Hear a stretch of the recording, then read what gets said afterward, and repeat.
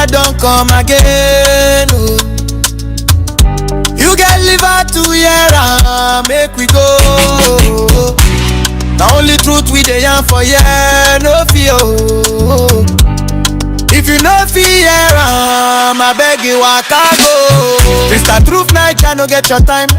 We dey talk am raw, we dey talk am prime. If you feel your truth, oh yeah, sit down here. Now the hand don't start, make it clear. To all my people where they watch, I hail on now. Now the riggies we dey drop, no drama. Truth9ja don't come again. Oh. You get liver to hear am, make we go.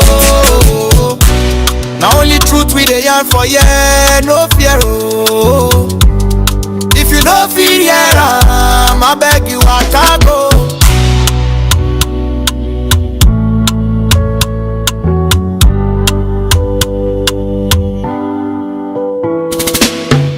My people where they watch, I hail Luna. Now the riggies we they drop, no drama. Truth9ja don't come again. You get liver to hear am, make we go. Now only truth we they yarn for yeah, no fear. Oh. If you don't fear am, I beg you waka go.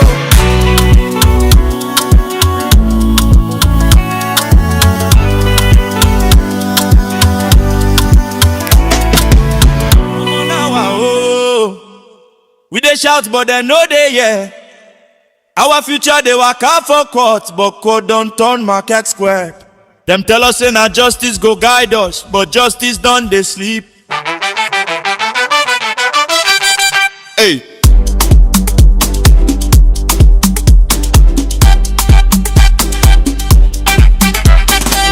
See as them rule case like say na betting sleep. Truth they cry, them tire for rope from our team lip. Everybody they fear to invest, then they pack their bag. Cause any small governor fit choose court take do big to brag. Yeah. People hustle for years, then go just cancel them. One paper, one judgment, everything scatter ham. Them tell us judiciary, now hope for common man. But a common man, then they use why the word that don't say and tell me which country go grow like this, yeah. When justice they cost past crypto rate. Our future they for their hand, but them they use and play. Nigeria shine, I know be today, it started in game. Judicial bandit. Nigerian judiciary is the most corrupt in the world. Our drugs are businessmen, we thrive inside corruption. Judicial bandits, judicial bandits. Investor go look our land, he go fear. Cause any small money if it buy, judge 10th year. Then they chase development like enemy. Then they bless impunity like vanity. They reach the weakness before you even start. The poor they pray but prayer fit no reach court. Them talk say democracy strong when justice stand. But this one don't fall like house we no get land. We know they find trouble, na fairness we ask. But fairness done they wear mask. If judiciary no clean, the whole nation go rust. If justice no balance, country no go trust. Judicial bandit. Nigerian judiciary is the most corrupt in the world. Our judges are businessmen, we thrive inside corruption. Judicial bandits, judicial bandits, judicial bandits. Them sell conscience for money, them no send the people. Our rights don't turn business for their people. Judicial bandits, judicial bandits. Nigerians open your eyes. Now your future, them they price. If justice won't finish, who go rise? Time to speak, time to stand. Make we reclaim our land. Judicial bandits.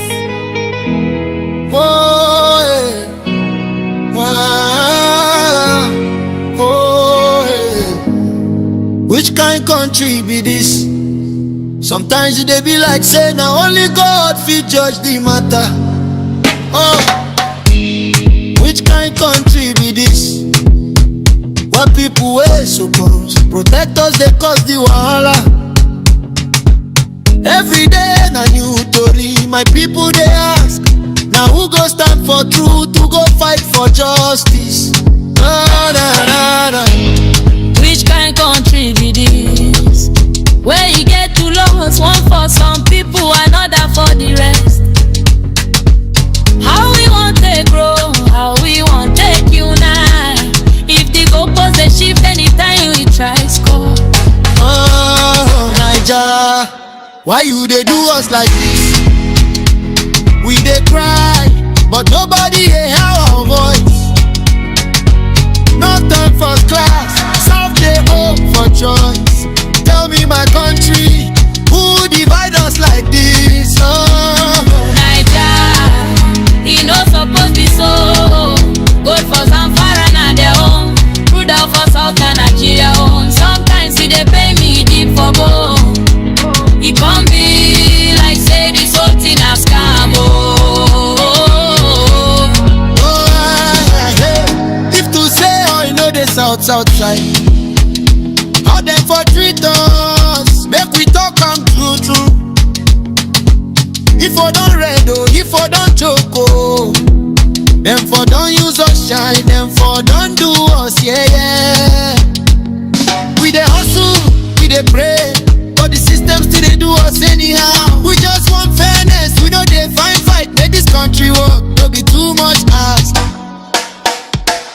Naija, why you dey do us like this? We dey cry, but nobody dey hear our voice. No turn first class, how they hope for choice. Tell me my country, who divide us like this? Naija, it no suppose be so. Good for Zamfara na their own, good for South na Nigeria own. Sometimes it dey pay me deep for bone. It can't be like say this whole thing a scam.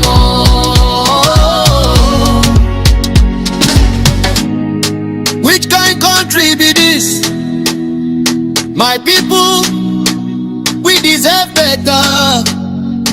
Till justice balance, we no go stop to shout. Naija must rise again. Italy don't come again. Italy don't come again. Italy don't come again. Truth9ja don't come again. Italy don't come again. Italy don't come again. Truth9ja don't come again. No. You get it back to here and make we go. Now only truth we dey and for here no fear. Oh. If you no fit hear am, I beg you waka go. Mr. Truth9ja no get your time. We dey talk am raw, we dey talk am prime. If you feel the air truth, oh yeah, sit down yeah. Now the hand don't start, make it clear.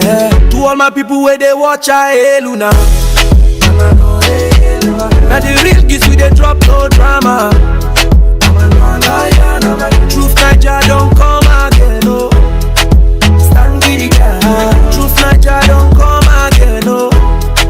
Stand with the guy. You don't come again. You don't come again. You don't come again. Truth9ja don't come again, no. You get liver to here and make we go. Now only truth we dey done for here, no fear, oh. If you no fit hear am, baby waka go. Mr. Truth9ja, no get your time, man. We dey talk am raw, we dey talk am prime. If you fit hear truth, oh yeah, sit down here. Now the hand don't start, make it clear. To all my people where they watch, I hail you now. Now the real gifts we dey drop no drama. Truth9ja don't come again, no. Stand with the God. Truth9ja don't come again, no. Stand with the God. Truth9ja don't come again, no. Stand with the God. Truth9ja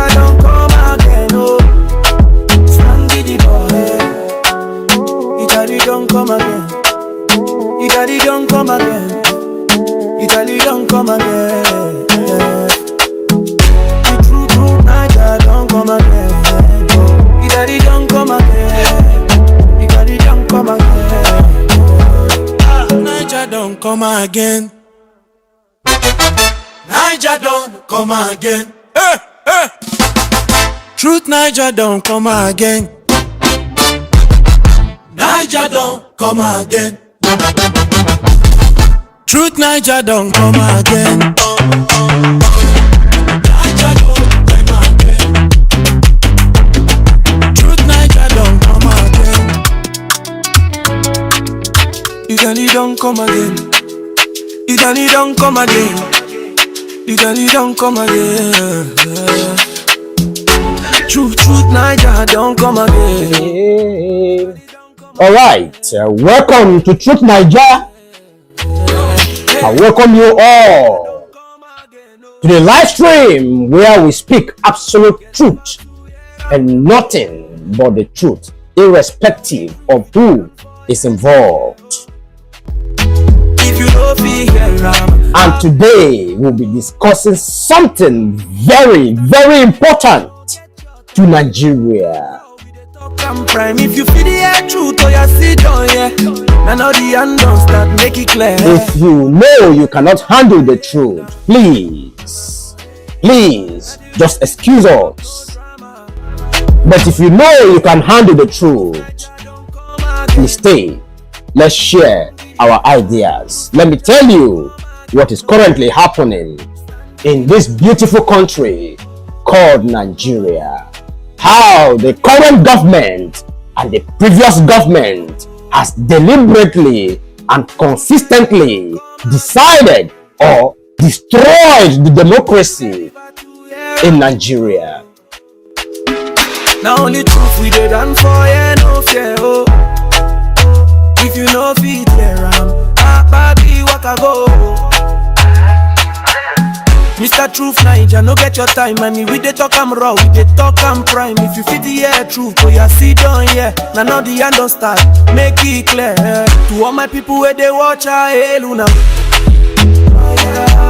Now the real gist we dey drop, no drama. Truth9ja don't come again, oh. Stand with it by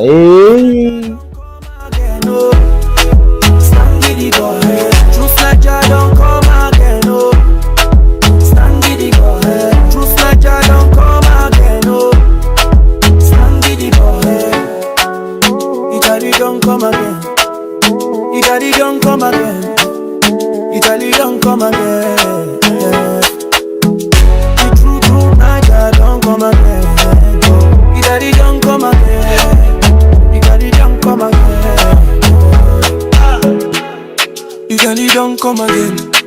All right. If you are just joining me, I am Mr. Truth9ja. Welcome to my stream where we speak, or I speak, nothing but the truth. We say things exactly as they are, no matter who is involved, even if it's my own family. Welcome, and let's get into the business of the day. Yeah. That me be Mr. Truth9ja. The man we want peace, the man we know the hate. The man we stand for progress for everybody. I talk am clear, we all deserve better. We deserve suffer, no be so God right am. Now why Mr. Truth9ja dey open him mouth? If it pain you, adjust your mind. Na truth I dey yarn, no be fight I dey find. We dey hustle for light, and they give us dark. We dey hustle for food, and they chop our part. But still, hope no dey die for heart. We go rise, we go shine. No force fit stop our time. Anybody where we shut down, we go jam reality ground. Make the fire of truth chase every lie away. Make the fire of justice burn the grit way day. Anybody where they block our way. I am Mr. Truth9ja, and I want progress for everyone, for every Nigerian. I want all Nigerians to enjoy. I want all Nigerians to live in peace. And I want all Nigerians to be happy at all times. That is my dream, and that is what I always pray for. Anytime I wake up in the morning, or whenever I wake up in the morning, that's always my prayer point. I always pray that I don't want to see or hear that somebody lost his loved one or her loved one for no reason. We go rise, we go shine. But our leaders have decided to deliberately destroy the democracy we fought for. Chase every They have life. deliberately decided to destroy it. Justice Bundy grid with them. What can we do? Anybody where they block our What way, can we do? I go show them say. But before we go into the analysis proper, I want us to watch some videos. When we are through with all those videos, then we will come back for a proper analysis on the topic of today, which is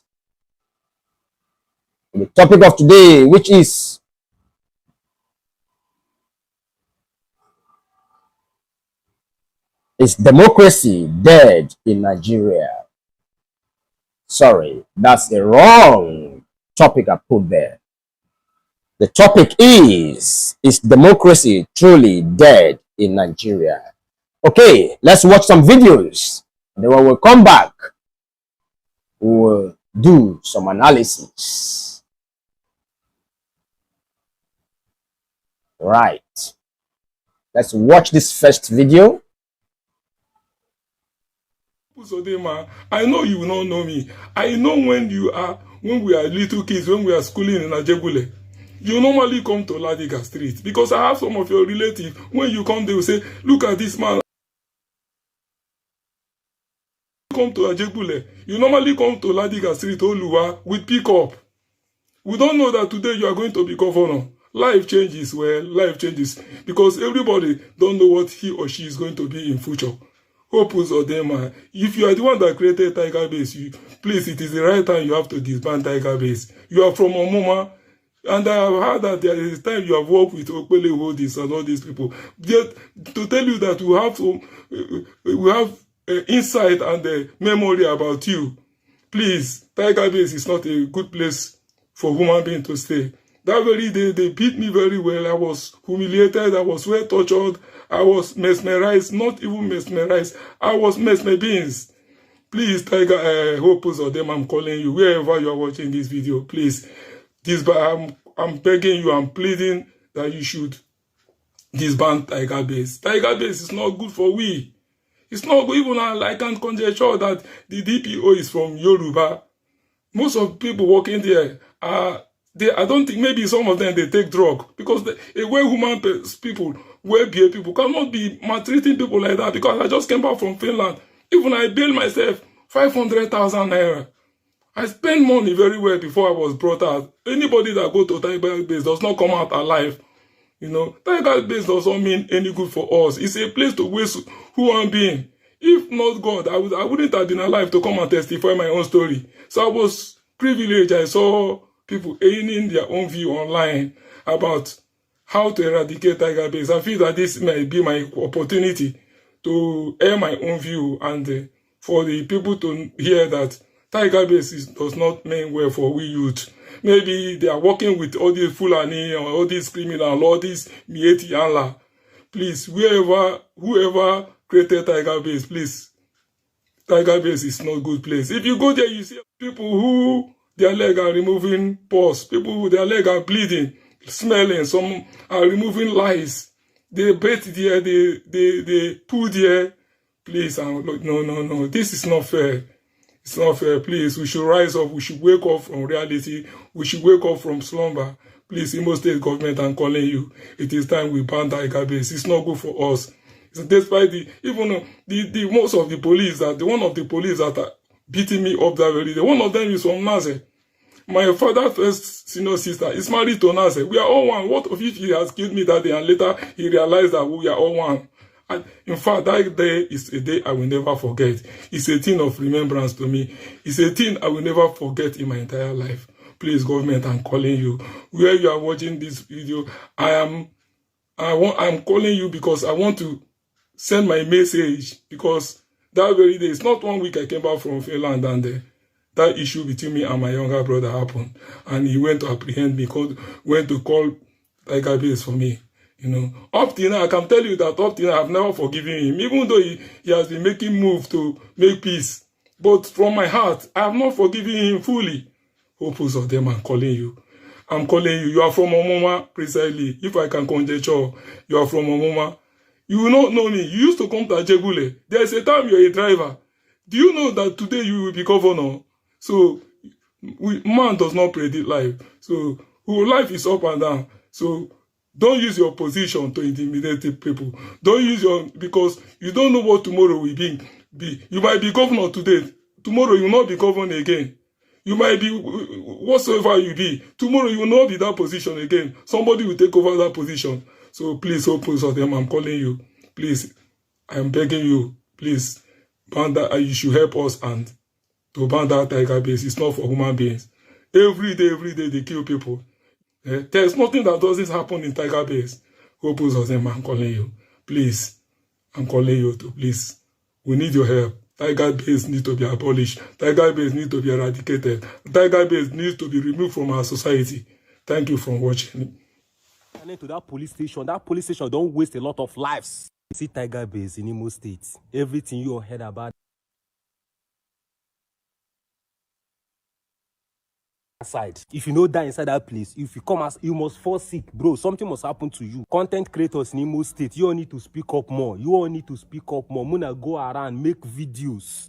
People where these guys don't unlawfully detain. Muna come outside, make videos, make the whole world see what thing they happen. They create a police station to destroy Igbo youth. They create a police station to reduce the population of Igbo youth. At least if you enter under police stations, different people from different tribes they did there. But for that Tiger Base, 95% of the people there are all Igbos. Pure facts. So if you're in Imo State, if you don't get experience with these people, come outside, make video, say something, may they put an end to this nonsense. That police station is devil headquarters. Now evil food there. Those people they commit atrocities. Something you know if you imagine how they happen inside that police station. If you're in Imo State, make video. If this don't happen, if they don't carry you go to that police station before, come outside and make video. Tell us experience. They need to expose these people. These guys are evil. Now devil headquarters be that. Tiger Base. Now devil headquarters be that. If it has they occupy you once, put blame for your head, buy you once, that may they carry you enter that place. Most of now when they enter comment section, go they type on experience. Make video. Stop typing. Make video, mount your camera, talk with your experience for there. Tiger Base. That police station don't waste a lot of innocent youths. Now so they go quick come outside, deny everything.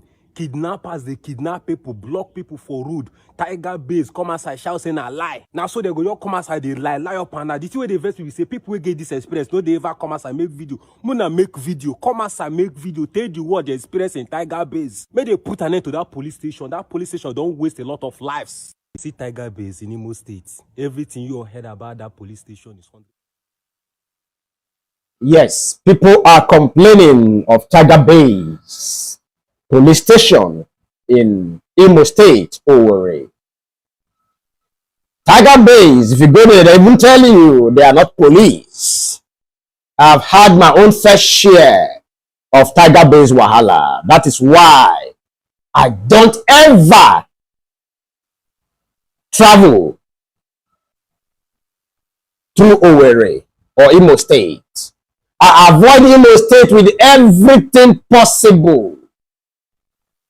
Anywhere I'm traveling to, and that journey, or maybe I will have to pass through Owerri to my destination, then that journey is cancelled, because Imo State is a dangerous place for travelers. Not just travelers, for the people of Imo State. I am not from there, but I've had my own share of the problems people in Owerri are complaining about. I was going to Asaba. I was to give a speech in a program. I was going to Asaba, and I was driving myself with two other persons in the car. So applied Ngokbala. There's a place called Ngokbala in Imo State. When you are going through. I think the road links to Aba Enugu Expressway, and I was going through Port Harcourt. So somebody told me to go through that road. That is the shortest way to Asaba. We're going very close to the airport. Okay, we just passed the airport road, and then we met this police. They look so unhappy. Their faces were, in fact, they were looking like kidnappers, but they were police. They stopped us, asked all of us to come down, and said they want to search my phone. I said, no, you don't have the right to search my phone. You cannot search my phone. One of them said, I am mad. I'm very stupid. I said, thank you, sir, but you won't search my phone. The next thing they did, one of them came from the back. I can remember his name. His name is Shagun. It's a Yoruba guy. He slapped me.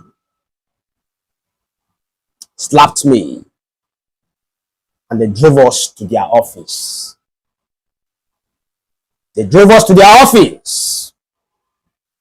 Well, we got to their office. They said, I am a kidnapper.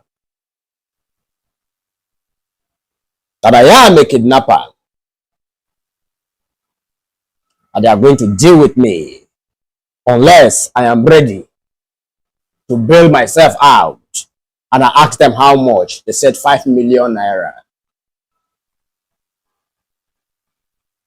They said 5 million naira to bail myself. I said, really? For what? That I'm a suspect. I said, suspect of what? And a suspect that I am a kidnapper. I said, really? I said, please, will you allow me to invite my lawyer? Please? They said, no. They delayed me for 2 hours. The program started around 12 p.m. and I was supposed to give the speech around 2 p.m. They delayed me for 2 hours before I was allowed to call my lawyer. And that was around 1:45 p.m. The other guys that was with me were stripped off what they were putting on. They were left with pints. That is my experience in Tiger Base. So what people are complaining about Tiger Base is true. I am not from Imo State. I am not even from that region. But that is my experience. Tiger Base police officers are terrorists. They are terrorists. People are crying and complaining now, but the government is refusing to take action on these people until people decide to take the laws into their hands. That is when the government will want to act. I was delayed for 2 hours plus before I was allowed to call my lawyer. It took my lawyer almost 2 hours to come there. I have already spent 4 hours. And where I was going to give this speech, they gave me 1 million naira. Now they've made me to lose that money. Tiger Base police station in Imo State. It's a death den. It's an abattoir where they kill people at will. Life doesn't mean anything there. When my lawyer came, if you see the way they insulted my lawyer, they almost beat him up. At the end of the day, they collected 500,000 from me. And when I came out, they have already tortured. They have already tortured those that were with me because they saw some things with me and they were very careful. They saw some media things with me, but they have already tortured the other guys. I saw people crying. I had tears. I saw people with wounds. Now, federal government, Inspector General of Police, I wanted to sue them, but so many people advised me that I'll only waste my money.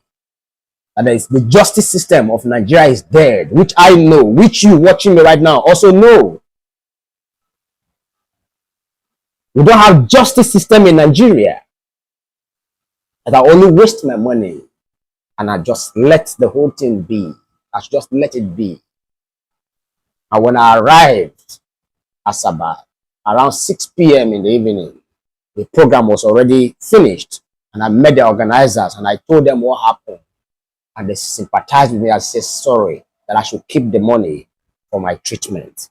Because they saw how battered the guys that were with me were.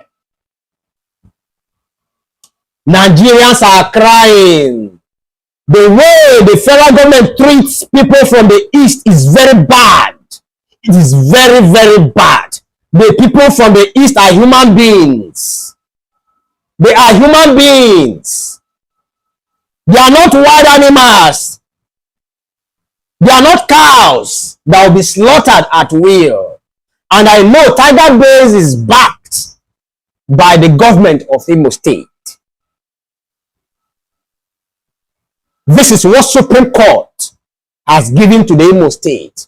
Debt is what Supreme Court has given to Imo State. Listen to the people's cry. Listen to the people's cry. People are crying every day. They are being killed by Tiger-based police officers that has no value for human life. But the government is looking away.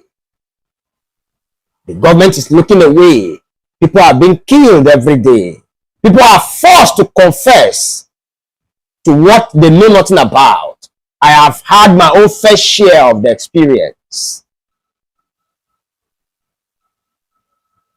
Supposing I was just somebody that has nobody to call, what would have happened to me at Tiger Base police station in Imo State? All those unknown government you hear, most of those activities you hear are being carried out by this Tiger Base police. I am telling you the truth. I stand for the truth and I stand for justice for everyone. Whether you are a Yoruba man, whether you are an Igbo man, whether you are an Hausa man, I stand for justice for everyone.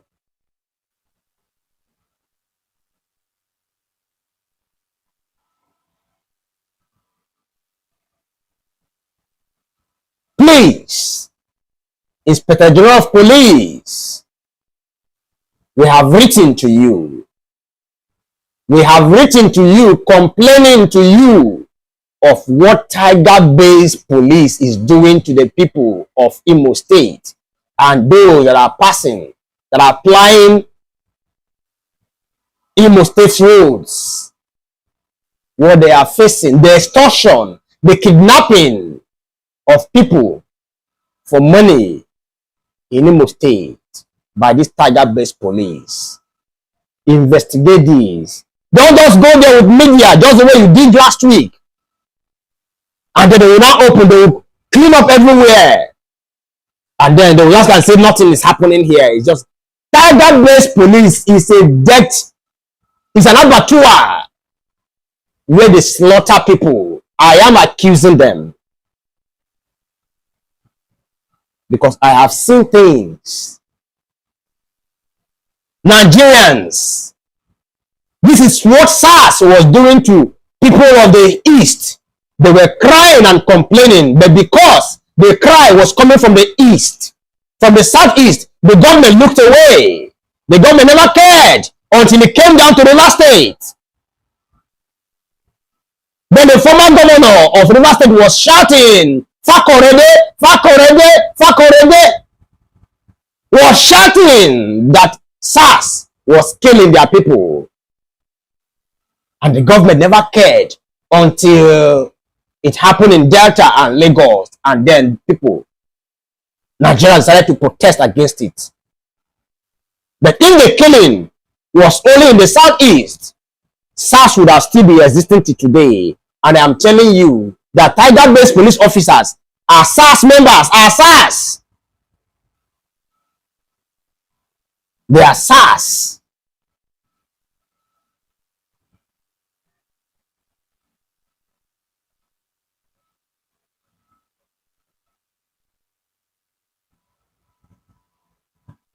Please, Nigerians,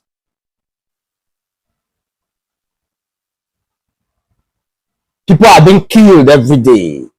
People are being extorted every day. People are being kidnapped every day by Tiger-based police, requesting for ransom as high as 10 million naira.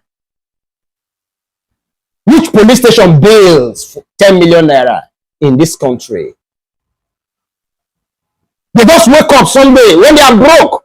They just go into the street, see any person walking, they will arrest the person, take the person to their base and request for 5 million naira bail. That is what Tiger-based police is doing. We are telling people now, you don't want to hear.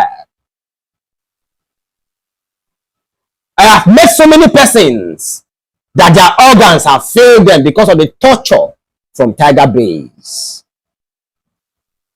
police in Imo State.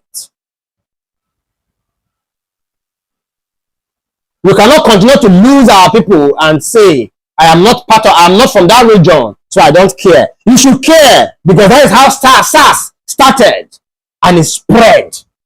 These people are doing it now.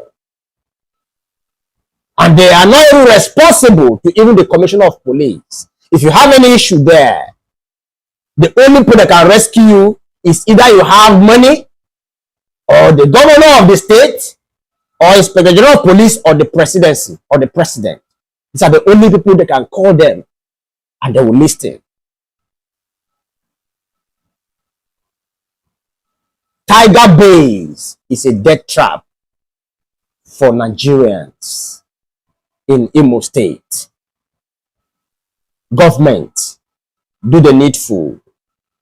There's a way you push the people up to a point that when they look back and see that there's no way for them to survive, they will take any means necessary to survive. And the means may not be good for everyone. And we don't want that in this country called Nigeria. They say a word is enough for the wise. Yeah. That me be Mr. Truth9ja.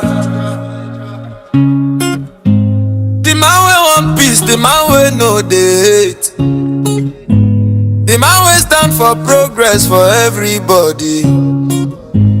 I talk I'm clear, we all deserve better. We deserve suffer, no be so God right am. Now why Mr. Truth9ja they open him mouth?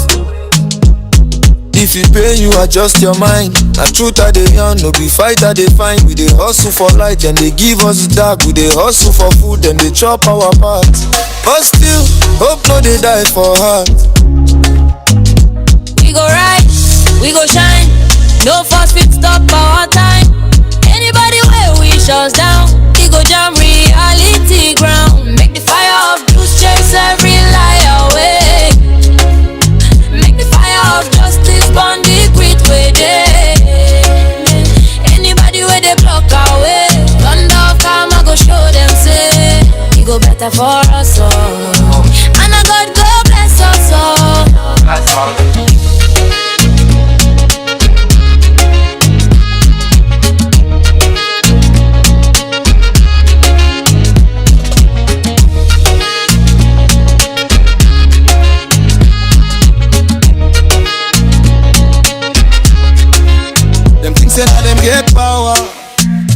get the final say. Now unity they raise tower. No darkness we block our day. If your mission not to thief, waiting belong to me and you. Truth go drag you, come out, expose your crew. No because na natural law. But you so naive, you go reap for sure. We go rise, we go shine. No force it stop our time. Anybody when we shut down, we go down reality ground. Make the fire of truth chase every lie away. Make the fire of justice burn the grid with it. Anybody where they block away, thunder of karma go show them say it go better for us all. And I God go bless us all. Okay, I want us to watch this video. When we come back, we will now go into the analysis of today. Biafra wants to go, Biafra wants to go. What are you waiting for? What are you waiting for? Have 5 of your states in this country. Lead by example. Leave those shops of yours, leave those buildings of yours. Go back to your state and start developing it. If you are serious. Develop your state, develop your political system. Stand today and get people in the House of Representatives who would hear your voice and see if every Nigerian will not let you go. What benefit are you to us? You only leech on us in this country. We from the northern Nigeria can boldly say we have gained something from the southwestern part of Nigeria and the south-south. We collectively, Dangote today is established in northern middle belt of this country in Kogi State. And it's also... What exactly does the Fulani man contribute to the economy of Nigeria? They don't pay rent. They don't buy land. They don't pay for land. They farm anywhere they are. Their cattle go destroy other people's farms. They don't pay taxes. They don't send their children to schools. Everything negative is what they represent. Yet, they are ruling over the best of us. I think something is wrong with us. This one Nigeria is a scam. The earlier we realize it, the better it will be for all of us. Yes, this one Nigeria is a scam. They even have the Sharia law, which they practice. So I think we should give them a country of their own. Yes, so that the remaining of us would decide if we want to continue as one Nigeria or not. Yes, because I see no reason why we would be at the mercy of a people who do not contribute anything to the economy of the country. All right. I deliberately played the first video. And what are my reasons for playing that video? The Fulani woman claimed that Biafra want to go, Biafra want to go. That what is the Igbos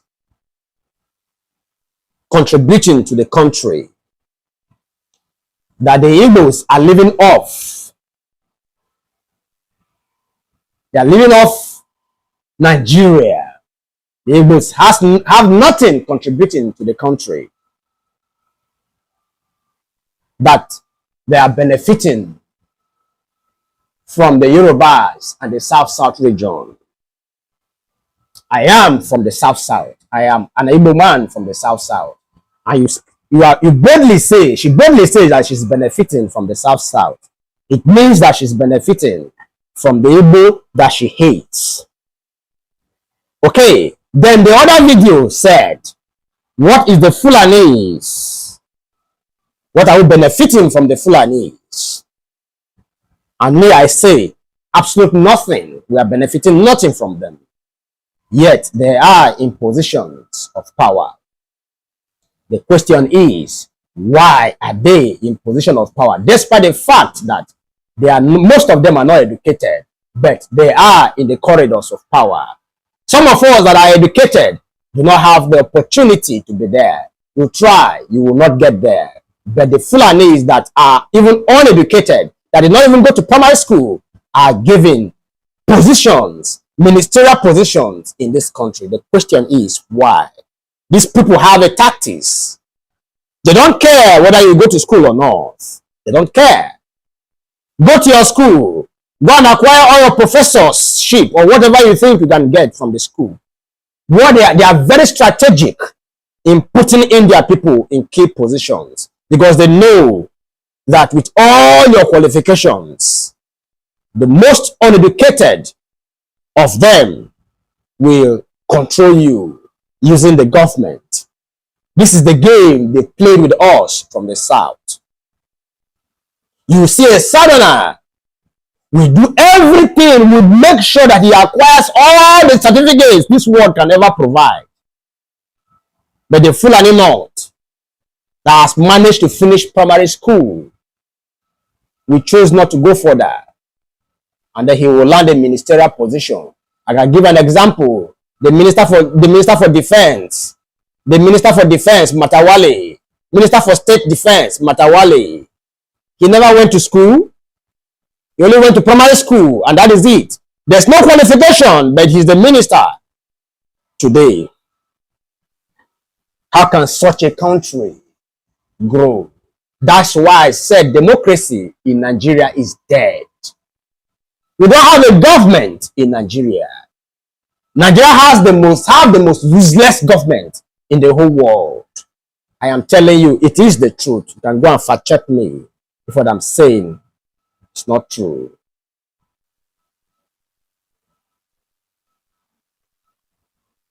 You can go and fact check me if it's not true. The uneducated from the north are ruling the educated from the south, and we are quiet and mute. Now, the Fulani lady that claimed that what are the Igbos contributing to this country, she doesn't know that Igbos are also, the Southeast is also part of Niger Delta. Imo State is Niger Delta. Abia State is Niger Delta. She doesn't know. She doesn't know. She also doesn't know that Imo State has or have the highest gas deposit in the whole of West Africa. She doesn't know. She also doesn't know Anambra has one of the largest gas deposits as well, and crude oil as well. She doesn't know. Over there in the north, they think that when they mention South or Niger Delta, it's only the 6 states in South that is Niger Delta. They don't know that Ondo from the southwest is part of Niger Delta. They don't know. And then when you want to compare the regions that are actually contributing large sum to the country, you discover that it's even the Igbo-speaking areas of the South and the Southeast that is contributing a chunk of the money to this country called Nigeria today. I have done some investigation. I've realized that any region called the East region, they are always blessed with natural resources. And I am telling you that the Northeast that Boko Haram is terrorizing today is one of the richest regions in Nigeria. You go to the Northeast, go to Borno to be specific, you will find bitumen there. You will find uranium. You will find californium. You will find all sorts of minerals in that place. And that is the reason why insecurity in Borno may not end, because those that are sponsoring the insecurity in Borno State are people from the government. They are from the federal government and also from Borno State government. And then France is also part of it. Chinese is also part of it. That is why the insecurity may not or will not end. Madam Fulani, next time you come out and say, what are the Igbos contributing? Go and do an investigation very well before you ask, because you from the north, you are contributing nothing to the progress of this country. Rather, you are liabilities to this country. The only regions that are working for the progress of this country, it is the Southwest, the South, and the South region, and maybe the Middle Belt. When you go call north, they are contributing nothing to the progress of this country. They are liabilities. Your region is a liability to this country. And that is the truth. And that's why I will continue to write. I will continue to talk Sharia must be abolished in this country. If Sharia will not be abolished, they should be given their own country. Let them go. And so we can have our peace. We cannot be in a country that practices true constitution, that has two constitution, or practices two laws, one for the north and one from the south. It is unacceptable. It is unacceptable. We dey shout, but they know they yeah. Our future they work out for court, but court don't turn market square. Them tell us say na justice go guide us, but justice done they sleep. Hey.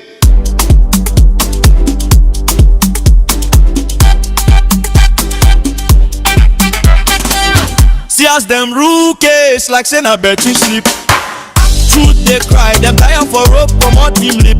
Everybody they fear to invest, then they pack their bag. Cause any small governor fit choose but take too big to brag. Yeah. People hustle for years, then go just cancel them. One paper, one judgment, everything scatter. Them tell us judiciary, now hope for common man. But a common man, then they use why the word that don't say and tell me which country go grow like this, yeah. When justice they cost past crypto rate. Our future they for their hand, but them they use and play. Nigeria shine, I know be today, it started in game. Judicial bandit.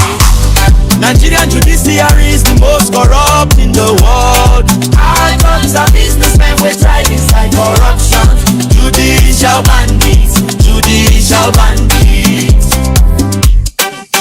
Investor go look our land, he go fear. Cause any small money if it buy, judge 10th year. Then they chase development like enemy. Then they bless impunity like vanity. They reach the win place before you even start. The poor they pray, but prayer fit no reach court. Them talk say democracy strong when justice stand. But this one don't fall like house, we no get land. We know they find trouble, na fairness we ask. But fairness done they wear mask. If judiciary no clean, the whole nation go rust. If justice no balance, country no go trust. Judicial bandits. Nigerian judiciary is the most corrupt in the world. Our judges are businessmen, we thrive inside corruption.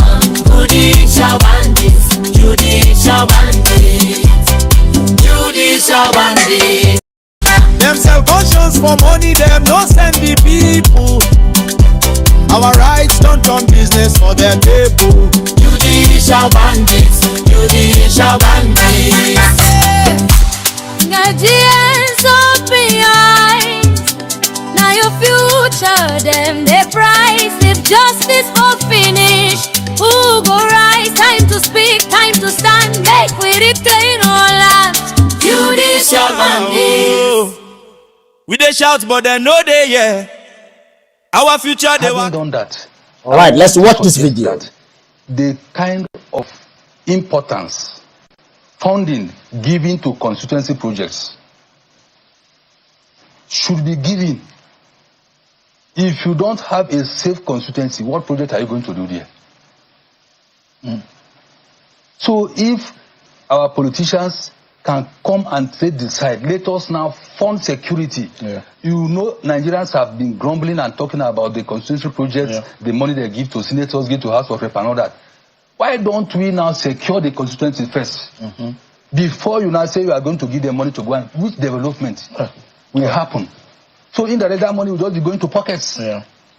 That is one. Then two, we should now go to indigenous homeland security. The model we are using in Ogbadibo local government, particularly in that my area, bordering Nsuka, indigenous homeland security, whereby you now engage the youth. Some of them are ready to stand now and secure their territories against bandits and against whatever. That is what I would suggest. You don't need special recruitment. You don't need special screening. Somebody carrying HIV can be part of that force. Somebody carrying hepatitis can be part of that force, but they will not easily go into the army. No. They want to live where God has put them. So those are my two suggestions. Let them fund them in a manner that they fund giving money for constituency projects and all that, and secure the area first, the villages first, before you can now talk about developing the locality. Major General John Emeche is a pioneer. All right, that's Emeche. Our Senate are being given, our National Assembly members are being given constituents money, project running in billions of naira. Do we ever ask what they do with that money? Have we ever asked what our senators are doing with constituents project money?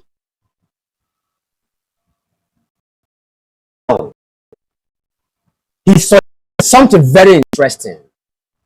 You cannot build constituent projects. You cannot build projects in a place that is infected with insecurity.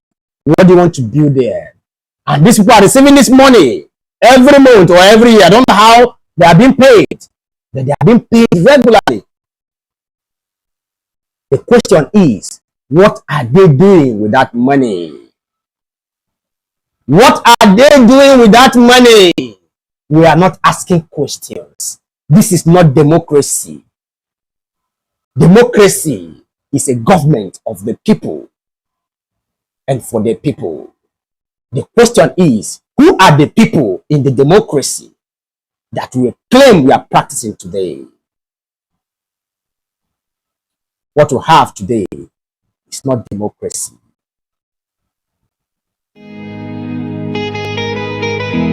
And before I forget, somebody made a comment here that Igbo want the power at all costs. What is your problem with Naija Delta? You see how foolish this person is. If Igbo wants the power by all costs, what's wrong about that? Is the presidency meant for only Yoruba and Fulanis in this country? Are they the only ones that own this country? It must be a disgrace to your family. What is wrong for someone to have an ambition to become the president of the country? Is it for your family members? Is it for only your tribe? It must be a disgrace to your family to post such comment.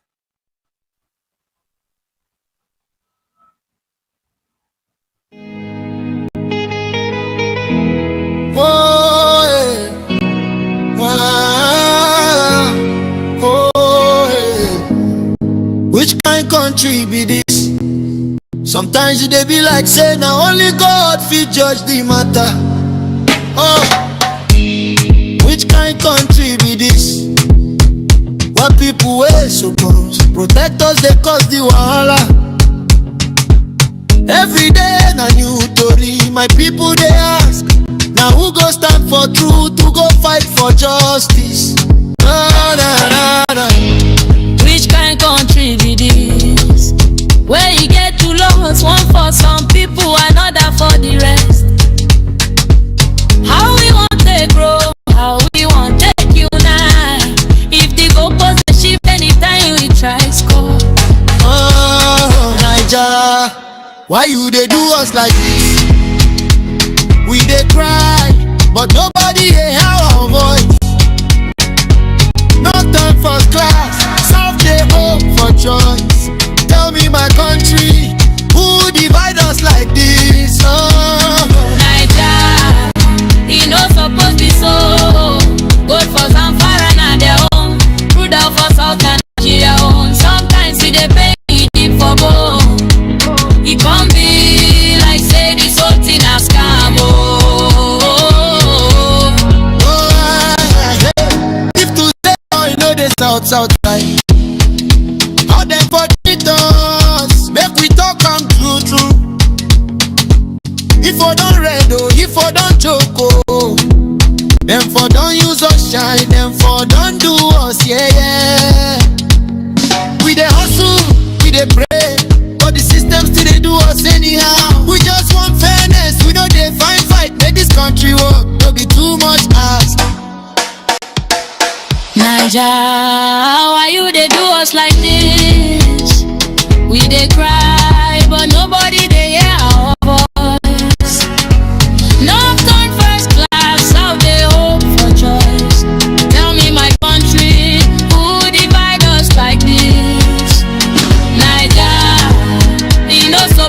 Okay, we are divided in Nigeria, completely divided. We are not one people, and that is the truth. And my prayer always is for us to respect our diversity and build on it and become a great nation. It is obvious that that may never happen. That may never happen. We are divided along tribal lines, ethnic lines, and regional lines. Brothers are fighting against brothers. Sisters are fighting sisters because of land, because of boundary, because of political boundary. Let me put it that way. We live in a country that the North, the Fulanis, are claiming we are one Nigeria. They say we are one Nigeria. They mine solid minerals in the North and eat the money alone.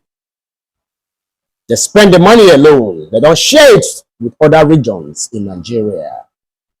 And the federal government looks away because maybe the North are the first-class citizens of Nigeria. And then the crude oil mine in my backyard is shared for everyone. Everyone will come and feast on what is coming out from my region. And then the one coming from their own region is for them alone. It's just like a man and a woman relationship, where a woman will say, your money is our money and my money is my money. That is what the North is doing to us in Nigeria. And some persons are comfortable with it because of political benefits, because of political gains, because of political support they think they are going to get from the North. What a shame. What a shame. What a pity. You know, the arrogance of the North over this insecurity is annoying me, seriously. How do you blame the whole country for the problem you created? Where is this thing coming from? This insecurity. Who are the bandits, the terrorists? Where are they mostly from? Is it not from the North? Instead of the North to find a way to stop a problem they created, they are trying to use it to blackmail all of us. It's very sad, seriously. I don't see why the North should be making noise over this issue. The very problem they created, we were here when their leaders came out and told us how they brought these people into Nigeria. And the North didn't deem it fit to say, we are sorry for what we have done. We are sorry for bringing this problem to Nigeria. Rather, they will keep blackmailing you and I as if we are the cause of the problem. And we did not find it fit to even give it back to them. The type of politics we play in the South, I don't like it seriously. Because if this thing we are coming from the South here, I know what the North would have done. I know what they would have done. Ordinary alcohol that Obi went to import. They said because he imported alcohol, that the Muslim North will not vote for him because they don't drink alcohol. Can you just imagine? But you that brought terrorism into Nigeria, and we have been suffering of this for 15 years now, you are not ashamed for what you have done. You are not even apologizing to us. Every time you be making noise, if you don't solve insecurity. Who created insecurity? When Jonathan wanted to stop it, it was this same you Northerners that was writing letter, writing everything. You want to kill the North. You want to do this. You were writing memo to international community. Why is it that the North always use this security to blackmail all of us?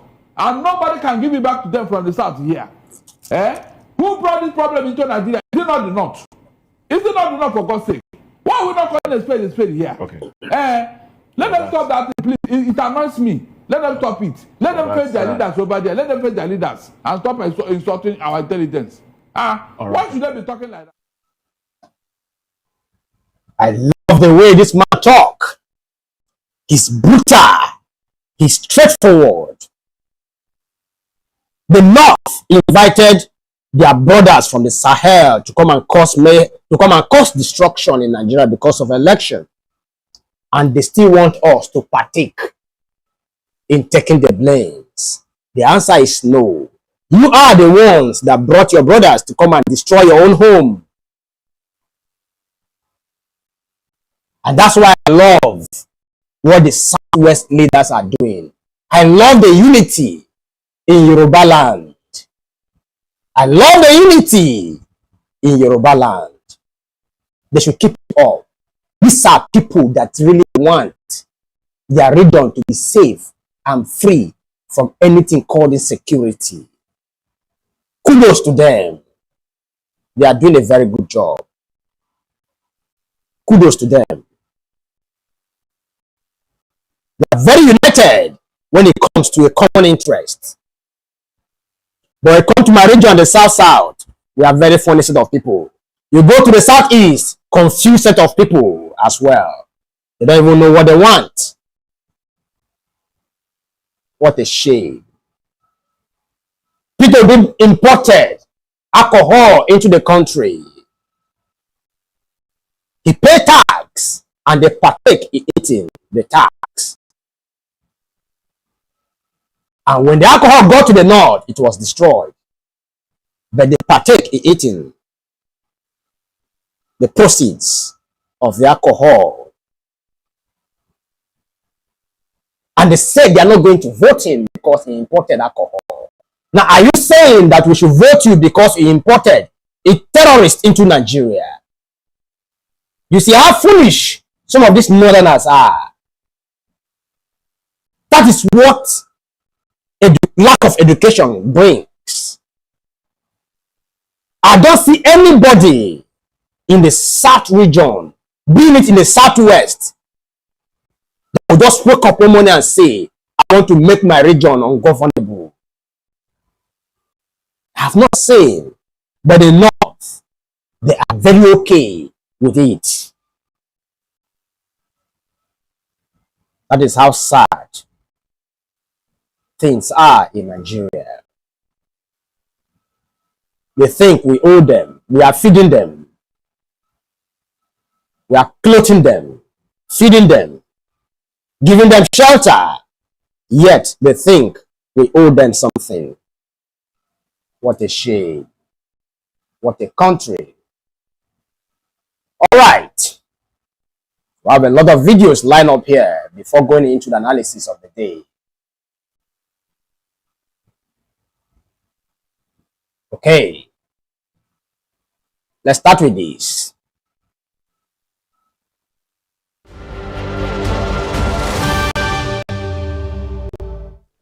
We begin tonight here in West Africa on the day after the government in Benin announced that an attempted coup had failed. In a televised address, President Patrice Talon told the nation that loyal members of the security forces had defeated a small group which had attempted to seize control of the country on Sunday. Gunshots were heard in the capital Cotonou, the commercial capital, and some journalists who work for the state broadcaster were held hostage. Later on Sunday, the Nigerian authorities announced that their counterparts in Benin had asked for assistance, and Nigeria, which is its neighbor to the east, said it had sent fighter jets to help stop the mutiny, and that this country's troops had joined a multinational ECOWAS force to help stabilize Benin. Un groupuscule, soldats, sous prétexte. Beninese men and women, my dear compatriots, I am addressing you tonight because our country experienced events of extreme gravity today. Indeed, a group of soldiers, under the pretext of false claims, undertook a mutiny aimed at attacking the institutions of the Republic and destabilizing our nation, thereby challenging the democratic order. Such an action would have had the consequence of plunging our country into a reckless adventure with disastrous outcomes. It would have brought to a halt the development process initiated by our country thanks to the efforts undertaken by all its sons and daughters. In such circumstances, as a Republican duty, it falls upon me, in my capacity as President of the Republic, Supreme Commander of the Armed Forces, and guarantor of the country's stability, to take the appropriate measures to thwart the actions of adventurers seeking to drag us back into a regrettable past.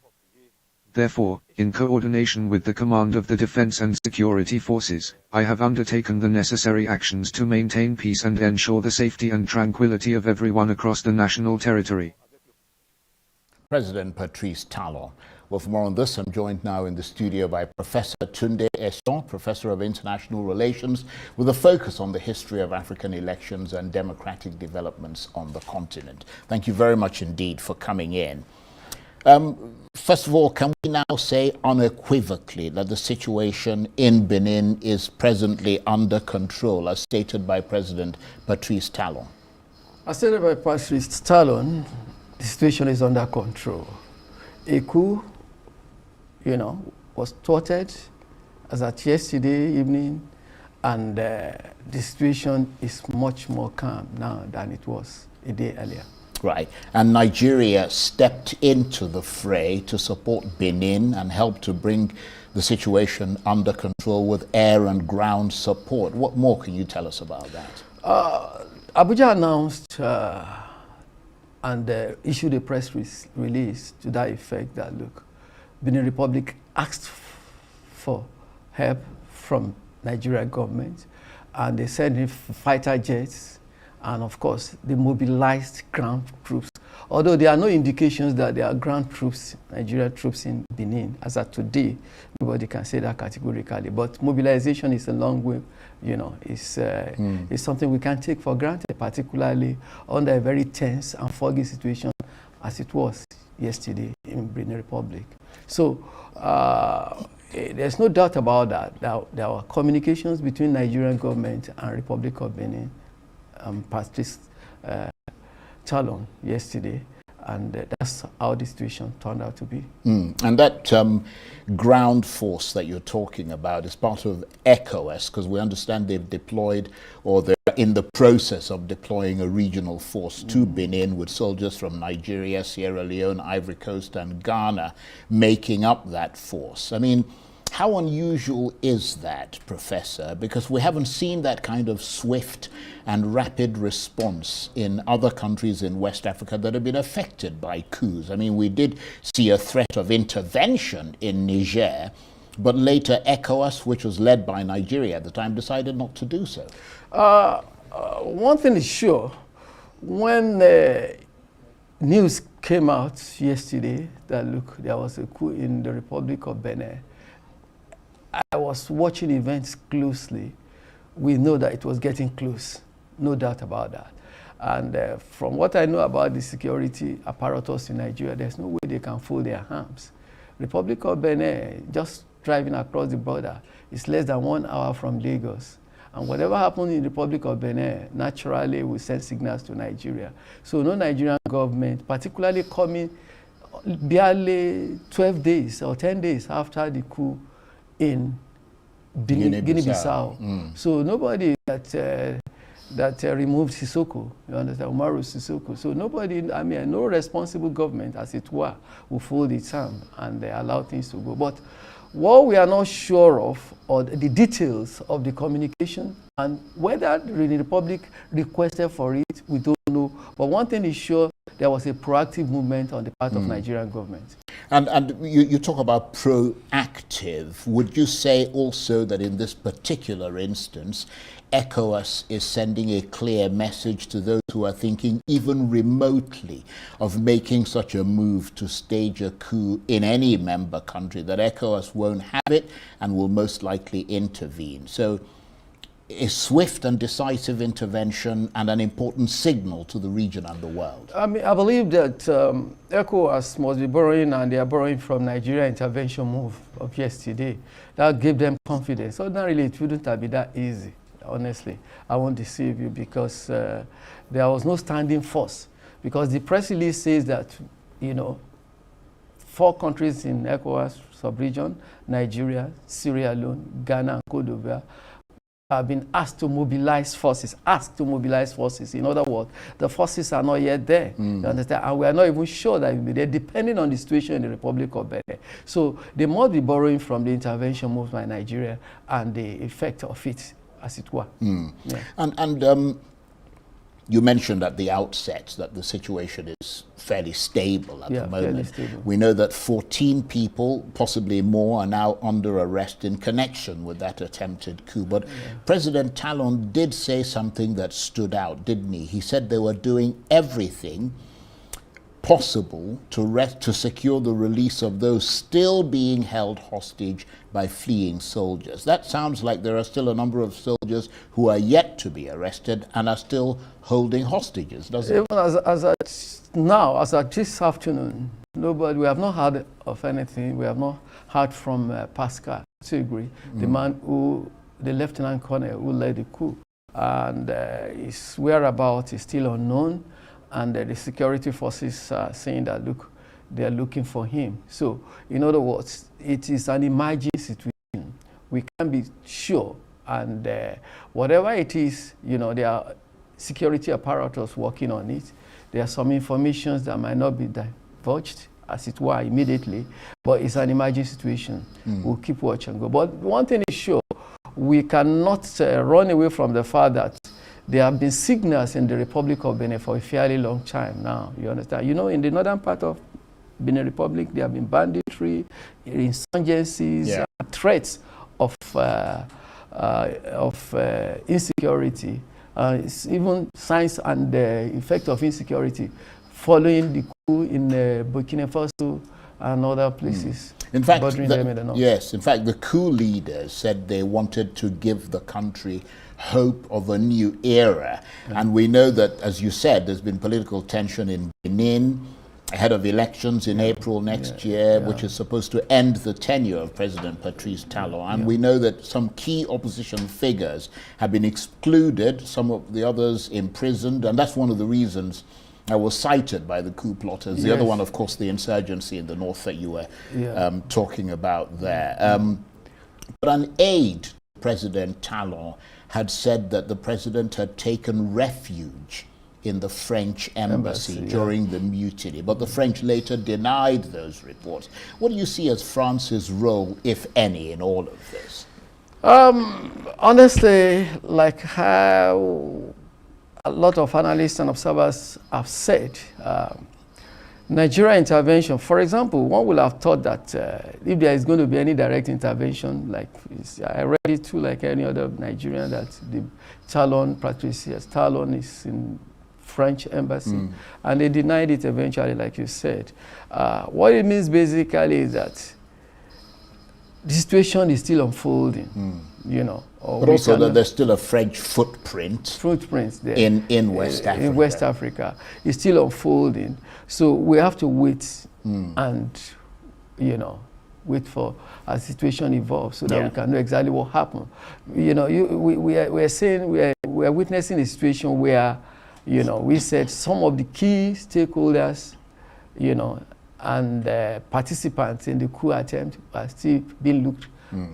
As you said, it's a fluid situation. It's a fluid situation, well, let's go beyond that specific instance, because in the last 5 years or so, you and I have talked about this a number of times in the studio. We've seen coups in Burkina Faso, Niger, Mali, Guinea, and most recently Guinea-Bissau. All those countries are now in the hands of military leaders. So in that regard, quite an unstable few years in the subcontinent, would you say? Unstable, not just in West Africa, part of Central Africa. Gabon. You remember Gabon? And of course, not long ago, we were talking about Madagascar. It's an emerging trend, and it is disturbing. And but each of these countries, that's something that we can say, okay, it's a, the political situation has literally and has been fairly unstable in most of the countries where coup has succeeded. Many of these countries and where there have been coup attempts. For example, you remember the case of Madagascar. You remember the case of Guinea-Bissau. It's almost similar to what happened in the Republic of Benin. So what it means is that the political actors and the stakeholders are very cautious of the dynamics of the emerging political trend and the geopolitical implications of some of the actions and inactions of the authorities in many of these countries, particularly close by home in West Africa. You understand? We should be very, very careful about that. And we should be on the lookout for some of these things. And the government must be proactive, you understand? And they must do everything to uphold and sustain the fundamentals of democracy in these countries. So in that regard, a good move then by Nigeria to act swiftly and prop up Benin. But really, the key, as you hinted there, to preventing military takeovers lies in good governance and free and fair elections. Because the coup leaders in Benin, as we mentioned earlier, cited mismanagement by the government, the worsening security situation in the north. And other things as grounds for this attempted coup. Yeah, that's sure. What we are saying essentially, as you said, is that good governance is fundamental, very important, and it is something that cannot and must not be taken for granted. Not only good governance, freedom, fundamentals of democratic tenets must be followed and must not only be followed, must be pursued, you understand, by all these government. Because if you don't have a choice, I always tell people that, look, the only choice people have when they don't have a choice is to look at an unusual choice. You understand? And that is what I think may have led to some of these situations. But thank God for what happened in the Republic of Benin. We'll have been telling another story. Indeed. Like, you know. That's very sobering analysis from you, and I want to thank you very much indeed, as always. Right. There was a coup attempt in Benin Republic, and President Tinubu was very swift in ordering, was very fast in ordering our military to go quench or thwart the attempt in Benin Republic, and they were successful. Good job. Good job. That's to tell you that Nigerian military or Air Force are very strong and capable to resolve our issues. But our issues are political. What we have today, the security we have in Nigeria today has been sponsored by the APC members. They have been sponsored by the APC members. That's why it will be very difficult to tackle. But President Tinubu was very happy that Nigeria did a very good thing.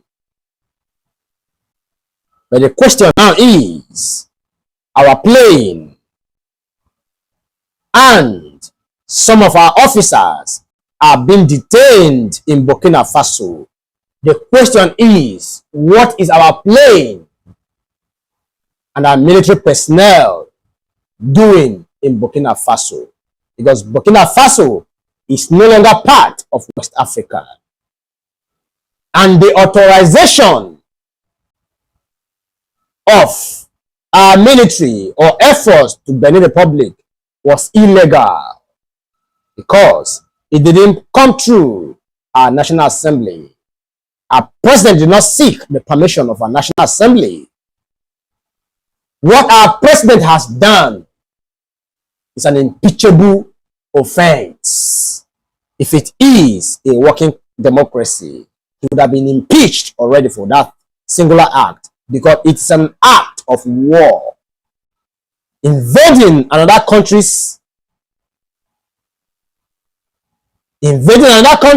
without the approval of the National Assembly is an act of war. At the same time, it is an impeachable offense. We all know the government we have. We all know our National Assembly. Our National Assembly is the most worthless National Assembly this country has ever had. Okay, let's watch more videos. When we are through with all these videos, we will now do the analysis and then we'll call it a day. With an assault on the presidential residence in Cotonou. The attack was repelled, and failing to capture the president, the rebels seized the state-run Office de Radio-Division et Télévision du Bénin, taking control of the national broadcast signal. Former Vice President, in other news, former Vice President Atiku Abubakar has paid a courtesy visit to former President Goodluck Jonathan at his Abuja residence. The meeting marked their first publicized meeting since Jonathan returned from an election observation assignment in Guinea-Bissau. Also, a faction of the People's Democratic Party on Saturday held its National Executive Committee meeting. Board of Trustees of the faction, which is loyal to Minister of FCT Nyesom Wike, urged the NEC to constitute a caretaker committee to guide the party forward as the tenure of the current National Working Committee expired on Sunday. Addressing the meeting, factional BOT chairman Senator Mao Ouabonwa emphasized that the transition plan aligns with the party constitution and is meant to ensure administrative continuity, unity, and stability across all structures of the party. Ouabonwa said the move is one of several measures designed to consolidate internal reforms, restore confidence among members, and strengthen compliance with the rule of law. Joining us on Political Brief to discuss these stories is Arise Director of News and Politics Editor, Somna Sambo. Good morning, Somna, and good to see you today on the morning show. Well, Somna, good morning, Ayo. Good morning, Dr. Abati, and welcome back, Rufai. Morning, Somna. Great to see you. Morning. Well, one, let's start with the Republic of Benin. We've been discussing that all morning. And I said, yes, while I think that President Bola Ahmed Tinubu acted reasonably, and may well say, oh, okay, this is a threat at the border and we don't want collateral damage, but the law is the law. The Constitution of Nigeria does not give him powers to deploy troops, as he has done, to go to another country with Nigerian resources, whatever the justification may be. However, Section 305, so 3, I think, 2-3, offer him, a way out. And that way out is that this morning, as I said earlier, before 12 noon, he should transmit a letter to the National Assembly to seek the ratification of the National Assembly at a joint session. The Constitution says joint session. It may sound legalistic, but that's what our law says. And if the National Assembly joint session says withdraw Nigerian troops, it will have no option but to withdraw them immediately, so as to prevent dictatorship, unilateral use of the powers of the commander-in-chief. That's the legal part. But the Nigerian part is that I like the fact that Nigeria has shown power, even if Talon has not acknowledged what we did.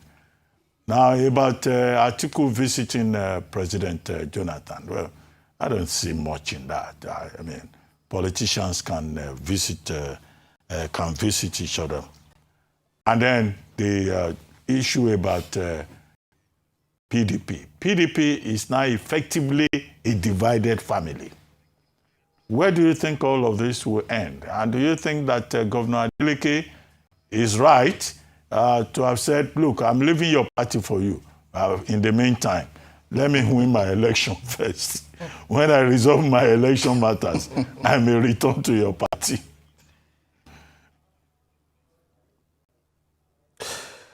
All right, thank you, Dr. Abati, for that, those questions. I mean, this is the finest moment for every Nigerian to be proud of themselves, of their country. What Nigeria did Benin Republic was very good, absolutely what was required of us as a bigger nation. And of course, the legality of that is, what we'll be debating in a few days. So, well, Benin Republic sent 2 letters, what's called note verbal in diplomatic circles. That's an urgent message that needs to be sent for support, one thing or the other. Myself, I've been a beneficiary of note verbal before when I was stranded somewhere at the Sharjah airport in the United Arab Emirates, and the Nigerian government had to help us out at Arise News here. So what was done was actually a very good thing by President Bola Tinubu. But like you said, the law is the law. And President Tinubu has to actually follow what the law says in terms of what we, Nigeria, as a country have agreed upon in terms of domestication of treaties and the actual power that grants the authority to the head of the executive branch of government in Nigeria to go to war with another country or any other is the National Assembly.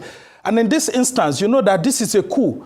There could actually be a counter coup in Benin Republic this morning, and the military that may come on board will declare a war against Nigeria for that act that we took.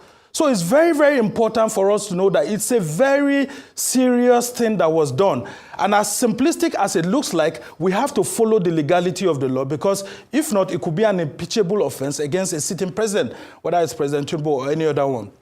But what was done is something that actually brings joy to us and shows that Nigeria can still exercise its powers as a big brother within the continent, but within the ambit of the law. And in this instance, we've done very well by following the ECOWAS protocols. You see, other countries were called to deploy troops, but how many were eventually deployed? It was Nigeria that did that. But why don't we deploy that sort of weight into tackling the criminals, the bandits, the terrorists that the country? Because that's what every Nigerian citizen waking up this morning is asking. If we have this power to tackle these coup plotters and restore legitimacy back to the government in Benin Republic, how come we are not using the same that the entire square meters of the Nigerian Federation is within the control of our armed forces, and we don't have anybody, troubling us in ungoverned spaces? Well, I really salute President Bola Tinubu's courage, because it takes courage for you to do that, and then a whole lot of organization. But ECOWAS needs to really, take a critical look at this and see how Nigeria will benefit from what we have done. Because, Dr. Abati, the major challenge I have with these West African countries, especially the Francophone countries, is that they don't give us our dues. Like you have said now, when it comes to voting Nigeria at the UN or other international organization, you'll be surprised that Benin Republic will vote against us. They refuse to acknowledge what we did. I mean, President Patrice Talon did not even acknowledge President Tinubu's action, Nigeria's action. They will go and be supporting the French and other global powers, but they will be kicking against Nigerians or Nigeria's candidacies and all of that. So, well, these are the issues at stake. As to the issue of Atiku visiting former President Goodluck Jonathan, yes, I mean, it's related to what happened to former President Goodluck Jonathan in Guinea-Bissau, which is related to what we are saying. A former president was stranded and eventually he was evacuated. Well, Atiku is going there to go and show solidarity, and it's a very good move. But this is coming too late, because Atiku is seeking solidarity everywhere. I mean, Atiku stood as the best person to actually benefit. All right. What President Tinubu did was very nice, was good. But the question is, was it right? The constitution that gave him, that brought him into power, must be respected. And he has abused that constitution. And what he has done is an impeachable offense. There's no two ways about that. There's no sugarcoating it. That is the truth. That is the truth. Okay. Let's watch 2 more videos, then we'll go into the analysis proper. Has documented mass atrocities and provided legal representation, mental health support and relocation services to survivors of religious and communal violence. His work has shed light on the plight of vulnerable groups in Nigeria, making him a key figure in the debate over President Trump's allegations of Christian genocide in the country. Mr. Ogebe's advocacy has contributed to significant policy outcomes, including the U.S. designation of Boko Haram as a foreign terrorist organization and the International Criminal Court's acknowledgement of the group's crimes against humanity. He's also worked tirelessly to raise awareness about the humanitarian crisis in Nigeria, pushing for intervention and accountability for perpetrators. So, as US-Nigeria relations face increased tension, I'm joined now in the studio by the international human rights lawyer Emmanuel Ogebe, whose voice is important in addressing the complex issues surrounding religious violence, security, and human rights in Nigeria. Thank you very much indeed for coming in. Always a pleasure, Charles. I know you're just literally flying in, so we appreciate your coming in here with all the jet lag and all the rest of it that goes with it. Let me start by asking you this. President Trump recently designated Nigeria as a country of particular concern over alleged Christian persecution. Do you believe this designation is justified? So, the designation is justified and has been justified for many years. The commission that does the recommendation started recommending, I think, in 2009. So for about 15 years they've been recommending, and it's only happened twice. Now, some of us thought it should have happened way earlier. And the law was passed in '98. It was one of the first bills I advocated on the Hill for. And by the year 2000, we had the Sharia riots in northern Nigeria that killed 3,000 Christians across 4 states. And so at that time, they should have recommended Nigeria for designation. But what happened was, because it was a new law, new agency, all of that, the delegation that was doing the fact-finding came, they met with northern governors, and they hadn't met anyone from the federal government. So it wasn't until I facilitated that meeting and the federal government said, look, it's the states that are doing this, it's not us. So they decided not to designate the states for that. You are, of course, an internationally recognized human rights lawyer who has represented victims of attacks across Nigeria, including the Middle Belt. How challenging would you say this issue of alleged Christian genocide is for you as you straddle the fence between the US and Nigeria?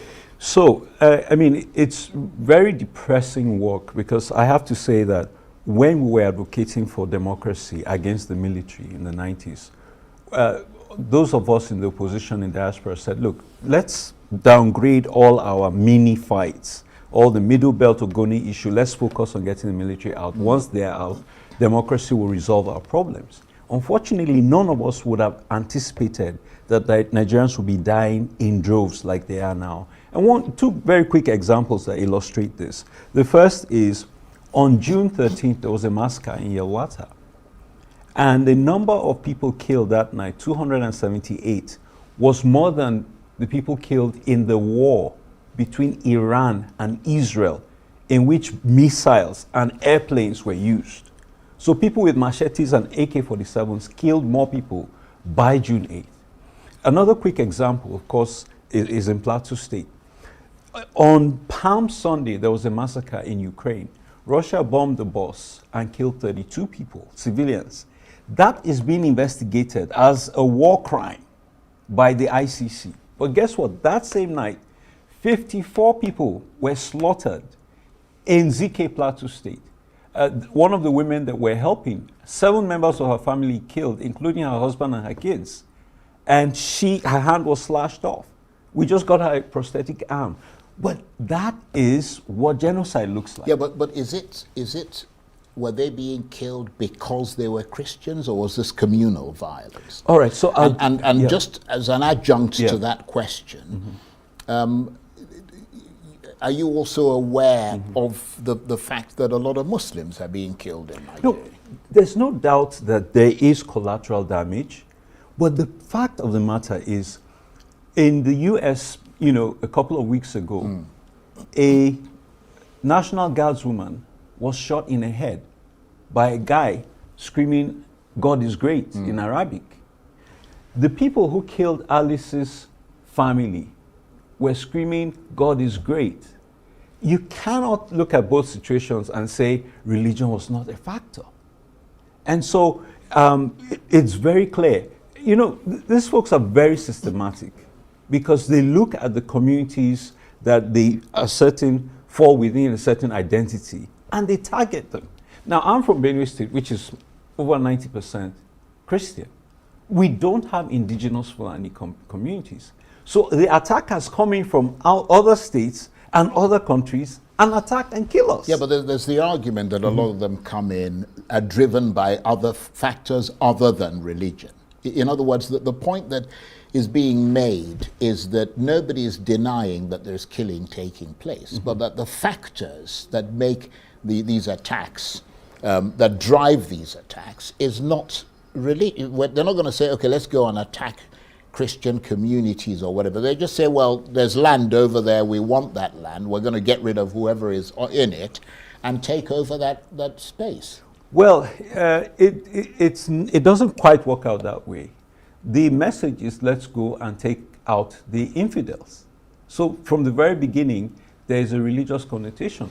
I think on your show some time ago, I told the story of how a judge, the spouse of a judge, hired a Fulani to take care of his cattle. And then one day the man came back and said, I nearly killed an idiot infidel today. And he said, why? He said, I was grazing the cow on his farm and he was resisting. And the spouse of the judge panicked and said, I can't have my agent killing people because that's effectively me. And so he fired the Fulani guy. The next Fulani guy he hired disappeared with his cattle.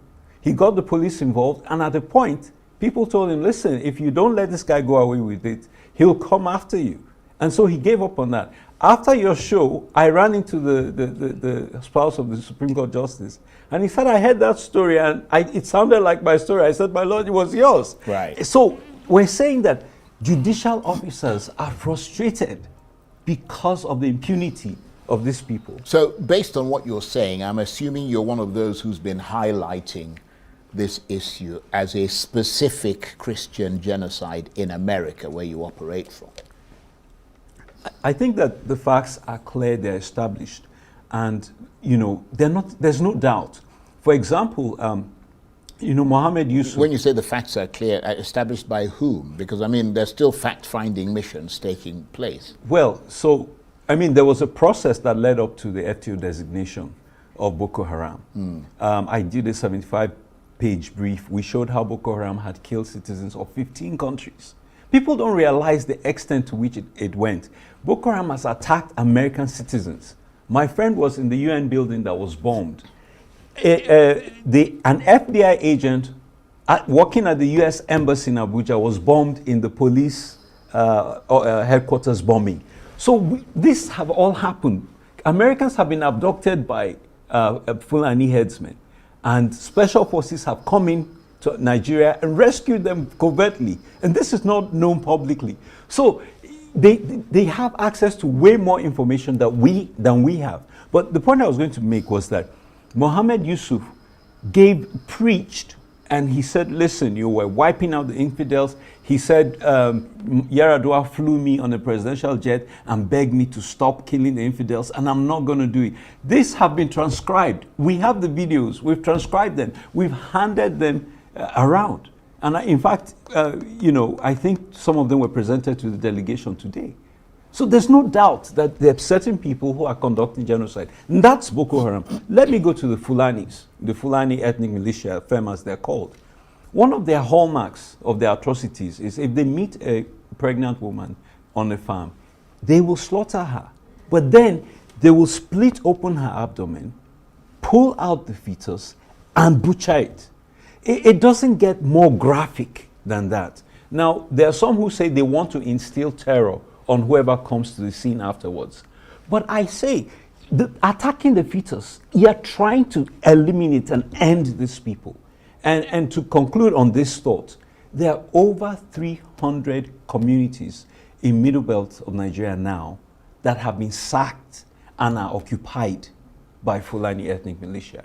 And I can't point to one Fulani village that has been occupied. Right. I have to say that bit about cutting open a woman's stomach, Yeah. I haven't actually heard that Yeah. before. Yeah. But, Yeah. and I don't know, I haven't seen any evidence to support that. But I mean, if that's the point that you believe. I mean, do you say that, do you think, for example, or how would you react when critics say to you that by highlighting these I have to say, alleged atrocities against Christian groups specifically in Nigeria, that you might be perceived as fueling religious tensions in this country? Well, the people who are fueling religious tensions are the people who are killing others and chanting the name of God and the greatness of God, okay? And so basically what we're seeing is... But there are revenge attacks, though. I mean, that there are attacks from the other side against the other side, aren't there? Well, we keep hearing that there are clashes. And excuse me, when you come into a community and you kill a 3-year and a 4-year-old, a 3 and a 4-year-old cannot clash with you. When you attack me in my home as I'm sleeping and you burn me alive with my family, that was not a clash. We keep missing the point that these are invaders who are coming in and wiping out people on their ancestral lines. It's not a clash. Well, I mean, you're a lawyer, and I'm not trying to justify before people start going, "Oh, he's blah blah." We don't take sides. We're simply trying to assess the evidence before us. I mean, if because we've heard of people who say, "Oh, some of these Fulani herdsmen were seen somewhere, and the youths of a village mobilized." And went and killed, I don't know, 3, 4, 5 of them. And then these people come back and kill 20, 30, 40 of your own. I mean, nobody's sort of sitting there saying, well, we killed 5, so technically you ought to kill 5 as well. You see what I mean? Well, what it is, basically, is that if you hit me with a stick, in order to stop you coming back to hit me again, I'm going to hit you with a sledgehammer. I mean, and I'm saying that it works both ways. You see what I mean? That's why people say that this is a very, very complicated affair, very complex affair, that even a lot of Nigerians themselves don't quite get their heads around it, not to talk of the Americans who are not part of this society. Well, fortunately, they can look at the data and it's pretty clear, what is happening. I'll give a quick example. In June of 2018, there was a massacre in Plateau State. That weekend, over 200 people were slaughtered. Now, in one particular village, 86 people were killed. There was only one Muslim who was killed. And why he was killed was they didn't identify him as a Muslim. He died as collateral damage. Well, here's where it gets interesting. A Muslim cleric hid 300 Christians in his mosque, and he refused to allow the attackers to kill them. And he has been hailed as a hero. And at that time, the US government was denying that it was a religious thing. But the fact remains that he saved 300 Christians in his mosque. That was the protection. So we can't deny the obvious. And just to wrap up on that, the International Criminal Court, I did a lot of work with the International Criminal Court to get them to even begin investigating Boko Haram.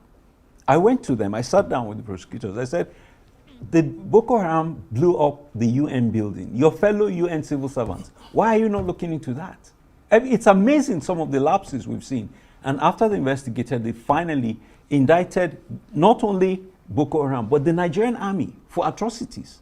They have indictments as we speak. It is a lack of political will to proceed. That's why it hasn't happened. So how do you think the US government can balance its concerns about religious freedom with the need to support Nigeria's efforts to address security challenges in this country? Now, so let me point out that the US and Nigeria have had amazing historic relationships. And if we just look at, the last 25 years of democracy, I kid you not, this is what happened. President Obasanjo, incidentally, is the only Nigerian president who was first to host an American president in the US, in Nigeria, and also the last to host one, because he hosted Jimmy Carter and ultimately he hosted Clinton and Bush. Now, here is what is interesting. When 9/11 happened, Obasanjo was so close to Bush that he flew to the US, sat side by side with him and told them, we will send you 3,000 Nigerian firefighters to help you. Nigeria was trying to help the US. Now, this is interesting because when Obasanjo and Clinton had a good relationship and Bush took over, Obasanjo was concerned when Bush invited him. I happened to be in the country. I happened to meet him. That was my first time meeting him. And I said to him, I said, Mr. President, he said, I'm worried. I don't know why this guy invited me. I said, you have nothing to worry about. You have more in common with this guy than you realize. And what had happened was Bush wanted to do a hallmark activity with an African president on HIV/AIDS. They wanted to go to South Africa, but the president then was controversial. But Obasanjo had hosted a summit on HIV/AIDS. And they said, this is a guy we can work with. That's how the Americans are. They study things. Now, right now, we're at a point where there's a real drift. As recently as 2 years ago, the US wanted Tinubu to invade Niger and kick out the coupists. And that didn't fly. And so this year, they're at a point where they're saying, if you will not protect your own people from being killed, we'll go ahead and do it ourselves. Well, that brings me, because we've literally got a minute and a half or so left. I'm sure you know that we talked about this U.S. congressional fact-finding mission that's been visiting Nigeria, meeting the federal government, Christian leaders, victims. Congressman Riley Moore appears to be a fundamentalist Christian, because, I mean, in all his tweets and so on, he's going on about this, that, or the other thing, and a big critic of the Nigerian government's handling of this issue of alleged Christian genocide. I mean, he's the one leading the group. Do you think they're here with an open mind, or are their minds already made up? Well, the thing is, in fairness to the Republicans, they're a bit more honest about their assessments than the Democrats do. The Democrats just deny. But I noticed that he came here with a Gulfstream jet. The congressional delegations that have come to Nigeria before usually come commercial. But that shows you how serious this is on the totem pole if the president allowed him to take a jet to come to Nigeria and do this fact-finding. So I think they really took it seriously, and I think that the evidence will speak for itself. Emmanuel, I want to thank you very much indeed. It's really good to have you here. Thank you very much indeed for coming in. Emmanuel Ogebe is... All right. The truth remains that what is currently going on in Nigeria is Christian genocide. I have said this story time and time again. One of my female friends, her parents, the father and the mother, were slaughtered. How can those that are being slaughtered, how can they clash with people that came with machetes and AK-47? How can those without guns, without weapons, clash with those that came with intent to wipe out an entire community? No matter how the government, how the APC government wants to twist this matter, no matter how they want to play with the matter, it will never change. It still remains. What still remains is that the truth will still remain that what's currently going on in Nigeria is Christian genocide. And there's no two ways about it. No matter what they do, it will not change. That is the truth. Okay. I think we still have one more video or two more videos to go before we go into the analysis of the day. All right, let's watch this. Illegal mortuary in Imo State. Sir, may we know while you are here this afternoon, what's the purpose of your coming to this place? Okay, good afternoon, members of the press. We received an intelligence report that unregistered mortuary is being discovered in this vicinity. His Excellency delegated the Commissioner for Health, the local government chairperson of Ungopala.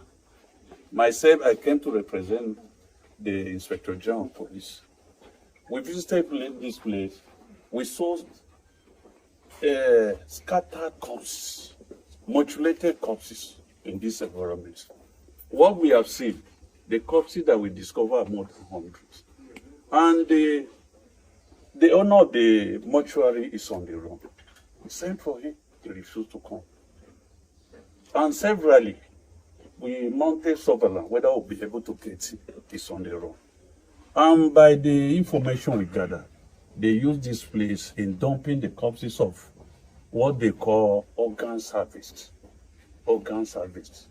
And we are appealing on members of the public, whoever that have corpse here, to come forward, because His Excellency wants to unveil who and who are running this unauthorized mortuary.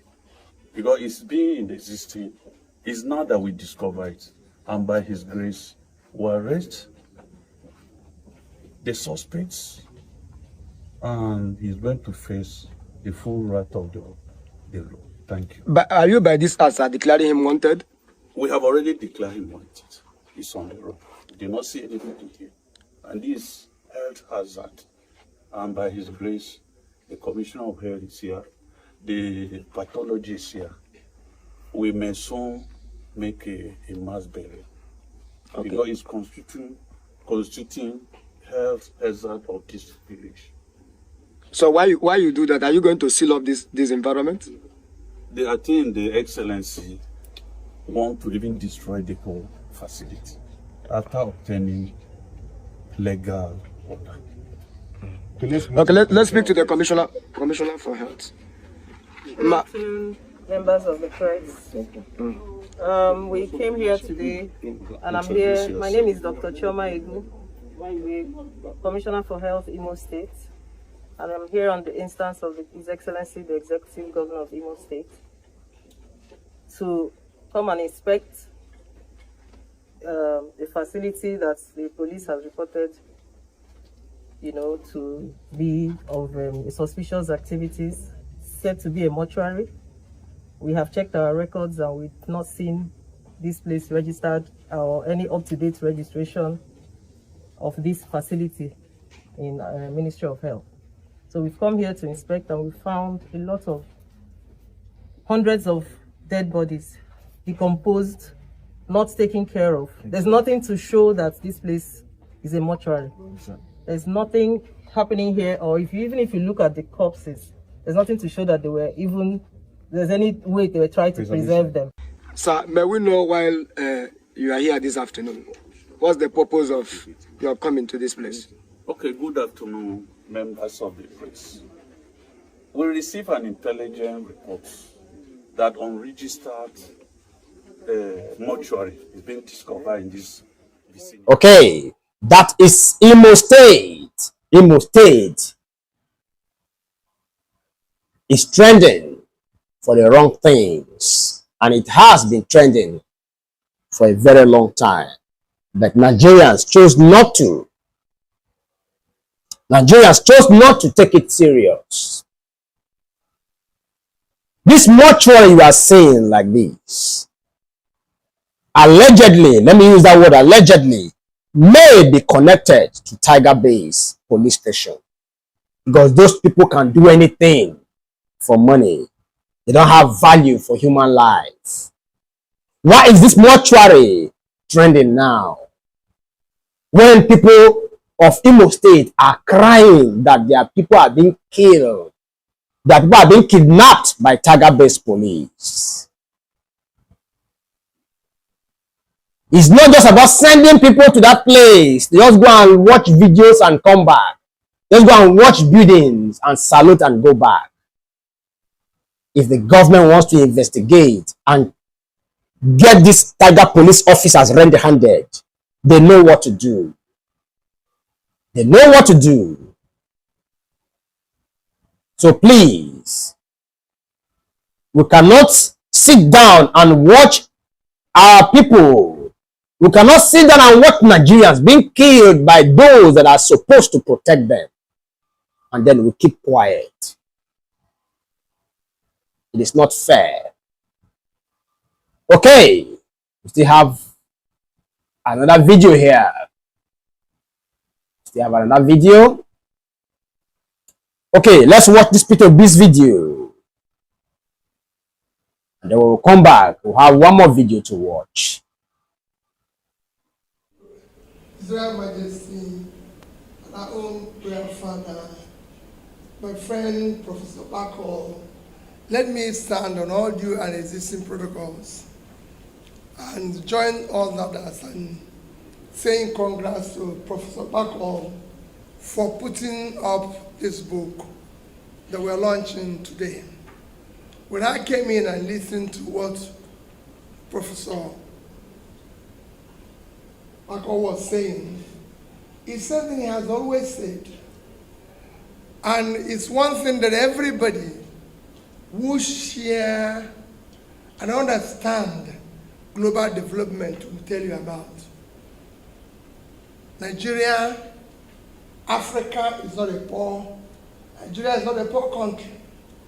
Africa is not a poor continent. It's a very rich continent. Nigeria is a very rich country. Fortunately, has become capital of poverty. The big irony that a continent like Africa, second biggest continent in size, second biggest continent in population, with all the young productive age that will drive the world, has become capital of poverty in the world. And when I listen to the resources, and what he concluded and said, they are going to negotiate. What is the Ogoni people going to negotiate? The government should be thanking them for coming up with an idea that will turn around the place. You don't need to negotiate. You don't negotiate what you have. I've said it. It's not just Ogoni, the entire Niger Delta deserves apology for wasting their resources and wasting everybody's time. The entire country is rich. I'm not talking about just natural resources. We have it everywhere. Even those who don't have all it takes. We have empty land, all cultivated. Forget about what is underground. Today, little tiny country like Netherlands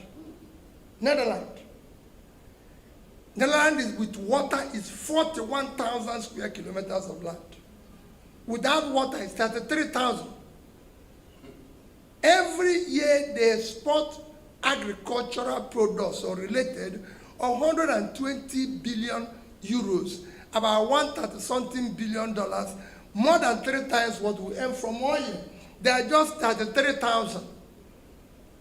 We have our biggest state today, Niger State, with fertile land, with everything, is 76.3 thousand. It's 2.5 times the size of Netherlands. I'm not talking about what is under. The land is there. It can make all the change. So we have everything. God gave it us for free. Tiny countries like Israel is feeding themselves and exporting agricultural products. Israel is just 22,000 square kilometers. Sambisa forest area that is giving us problems, 60,000. That's 3 times the size of Israel. We're wasting everybody's time here. And we must dismantle it and make it work for our children. We can't go on this way where we are being, our resources, our country is being mismanaged by incompetence.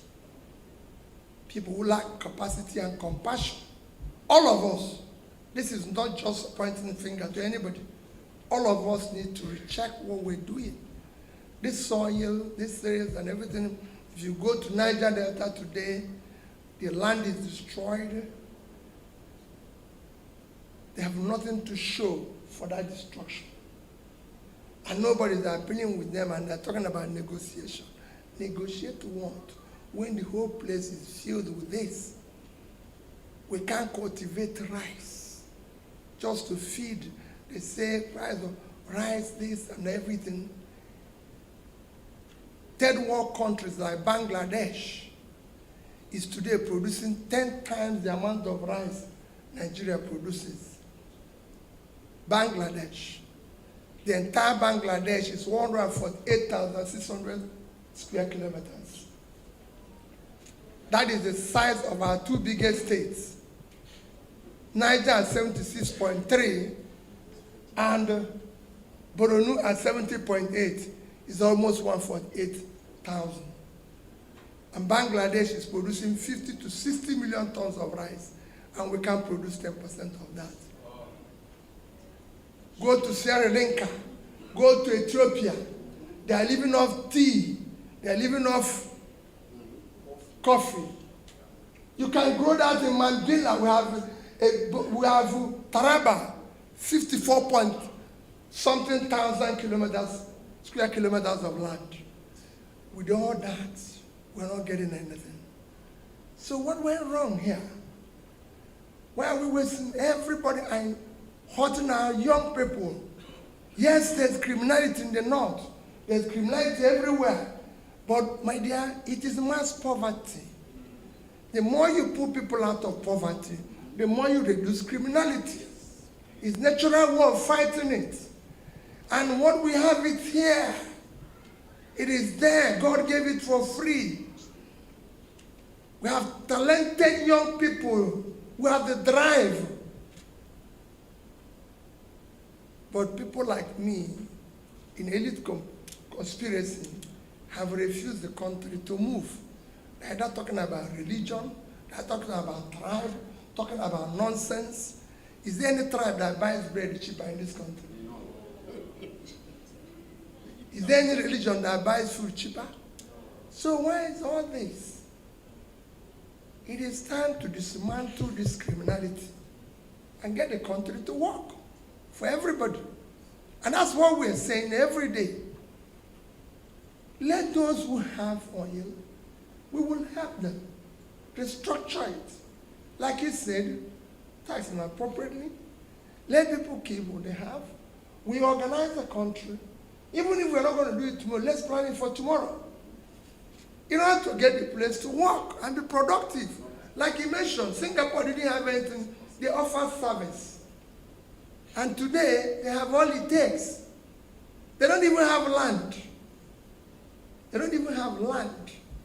To expand their port now, they're trying to expand their port because there's no way they can expand the port. You know what Singapore is doing now? They are borrowing huge money to do their new port under the sea. Because that's where they can find space. Meanwhile, we're sitting here talking about election. We are voted for, we are not voted for. Carrying talks, breaking people's head, paying price, doing this, wasting everybody's time. Our children can't live with this. It's totally unacceptable. And the young ones, you should be thanking people like back home. Your Majesty, I know you desire negotiation. We have passed that stage. It should be begging you because they reaped what you have. It was destroyed.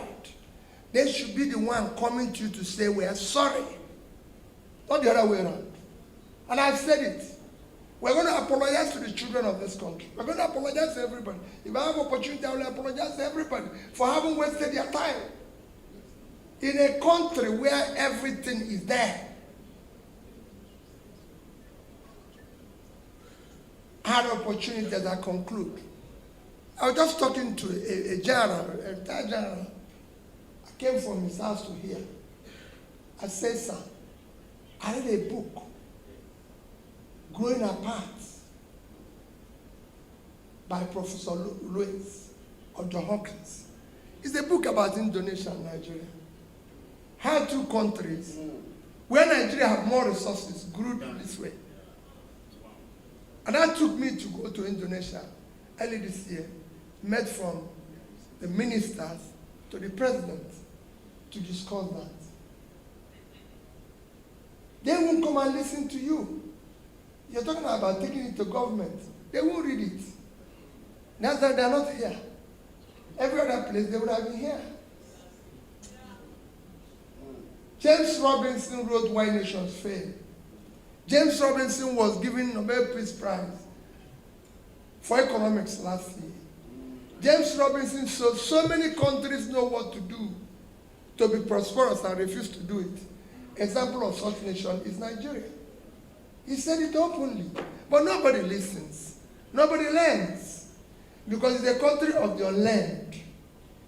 It's a country where those who are incapable of learning have become teachers and destroying the country. We must take back this country and rebuild it for our children. Bako, thank you for your book. We will continue to celebrate you. Thank you for listening, for coming to be part of this launch. But know that you must be part of this vanguard. It is not about who is president. I'm not desperate to be president. I'm desperate to see Nigeria work for our children. God bless you.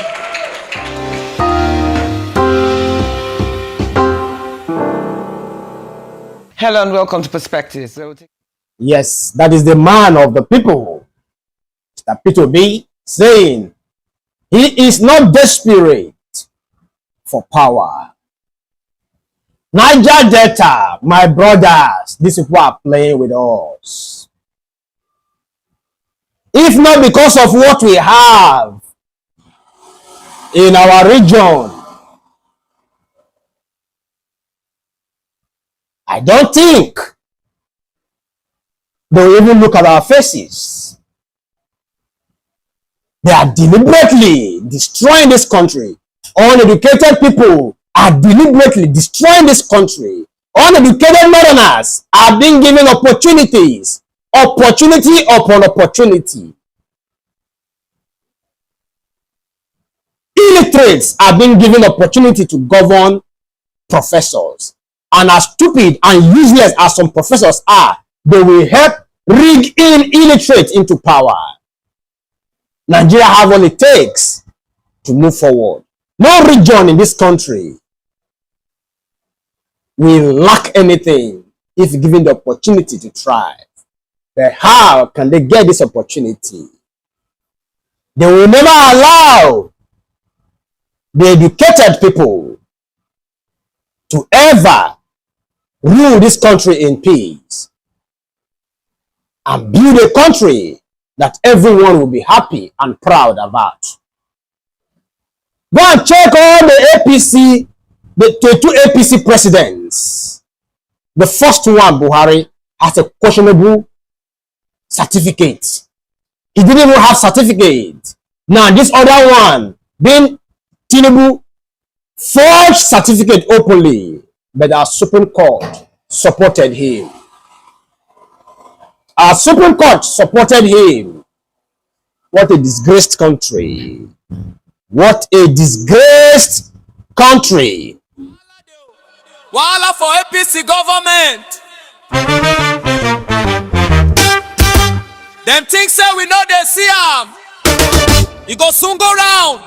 Waiting go around, go surely come around. Wahala for APC government. We go come back. Oh. Wahala for them greedy men. We go reach them house. Oh. If you live for glass house, no they throw stone. Not truth we talk. Oh. Tinubu talk for 2, 3, 4. She say Jonathan lazy man. Say they sleep when jihadists they buy Christian. Now we don't turn am on turn, Trump done the one am say stop the pine. Now who incompetent now? Now who no fit govern now? APC don't turn our life to survivor exam. Wahala for APC government. No sabi government. Wahala for fake policy. We dey suffer, then they flex. Na pepper we dey chop every day. Dollar don't climb, people know they pay rent again. Them say subsidy go help, but it just fight the poor.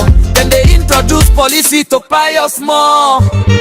Canada court don't vex, label APC, PDP terrorist name. Now through corruption, through pain, them turn Naija to suffering game.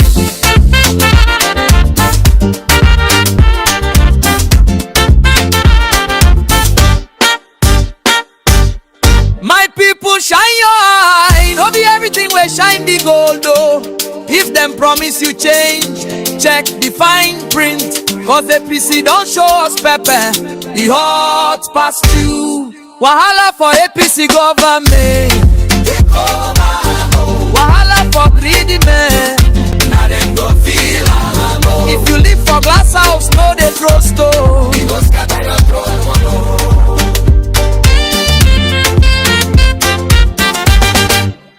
Na cycle of karma be this. APC chop, PDP chop. But one day, Nigeria go rise. May the truth set us free. Wahala done too much.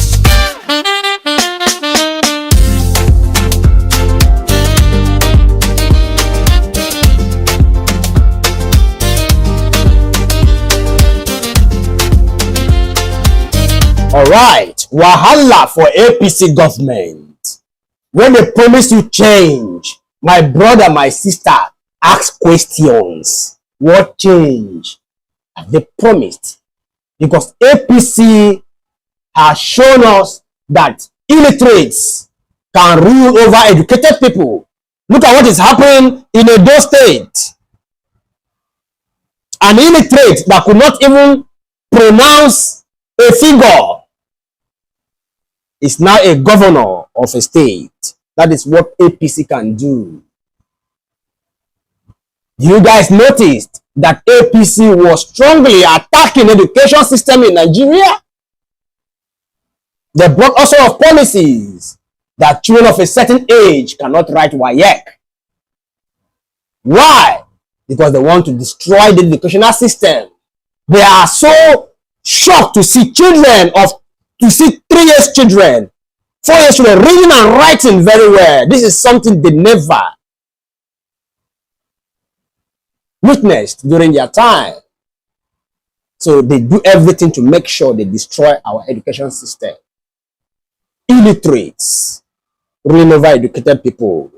What a shameless country. What a disgraced people. What a cursed people.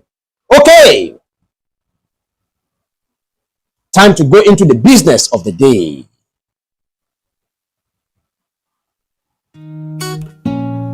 Yeah. That me be Mr. Truth9ja. The man we want peace, the man we no hate. The man we stand for progress. I want peace and progress for everybody. Talk and play, we all deserve better. We deserve suffer, no be so God right am. Now why Mr. Truth9ja they open him mouth? All my songs will be published on Spotify, Boomplay, and Apple Music. All the songs you are listening to, all the songs I've been playing are my song. I am the artist.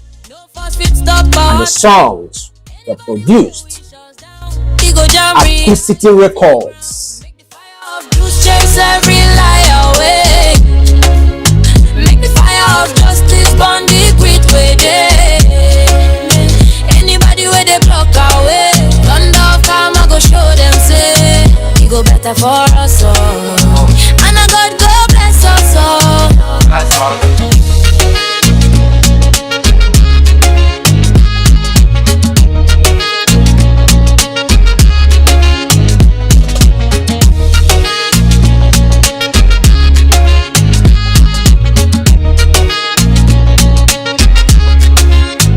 Say now them get power, but people get it fine now. Say now unity they raise tower. No darkness we block our day. If your mission not to thief, waiting belong to me and you. Truth go drag you, come out, expose your crew. No because na natural law, but you so now you go reap for sure. We go rise, we go shine. No force fit stop our time. Anybody when we shut down, we go down reality ground. Make the fire of truth chase every lie away. Make the fire of justice burn the grid way day. Anybody where they block our way, thunder of karma go show them say. Alright, let's watch the last video for today before I go into the analysis of the day. Is Nigeria Is Nigeria's democracy dead or still alive? Are we still practicing democracy in Nigeria? The Nigerian armed forces are being offered help from Donald Trump. So difficult are they finding it to protect their own people from ISIS and its chapter there, Boko Haram. So the Nigerian military can be spared to go and attack their neighbor, but they can't keep peace and stop ISIS in their own country.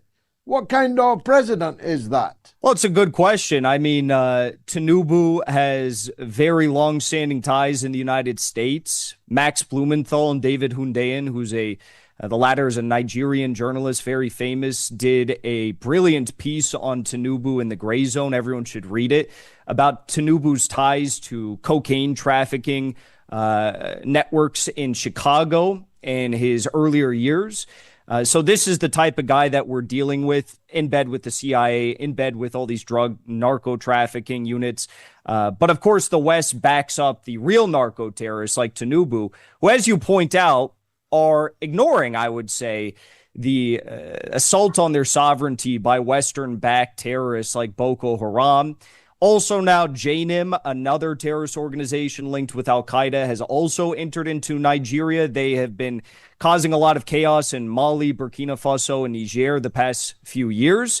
And what is the goal here? Well, the goal is to try and take as many of the resource-rich regions in these countries, in particular in Nigeria, and the U.S. will cry foul. They'll say that Christians are being genocided, even though Christians and Muslims are being killed in both very high rates. Actually, far more Muslims are being killed than Christians in Nigeria. And then Eric Prince or some other private military contractor will get to send in their mercenaries to Nigeria, and they will take up all of the resource-rich land, the mineral-rich land, the gold-rich land in Nigeria, and illegally steal all of the resources. As for the question of why can't he do anything about this threat in his own country in Nigeria, but he launches all these airstrikes or these planes in Benin the moment there's a coup, there's a simple answer for that.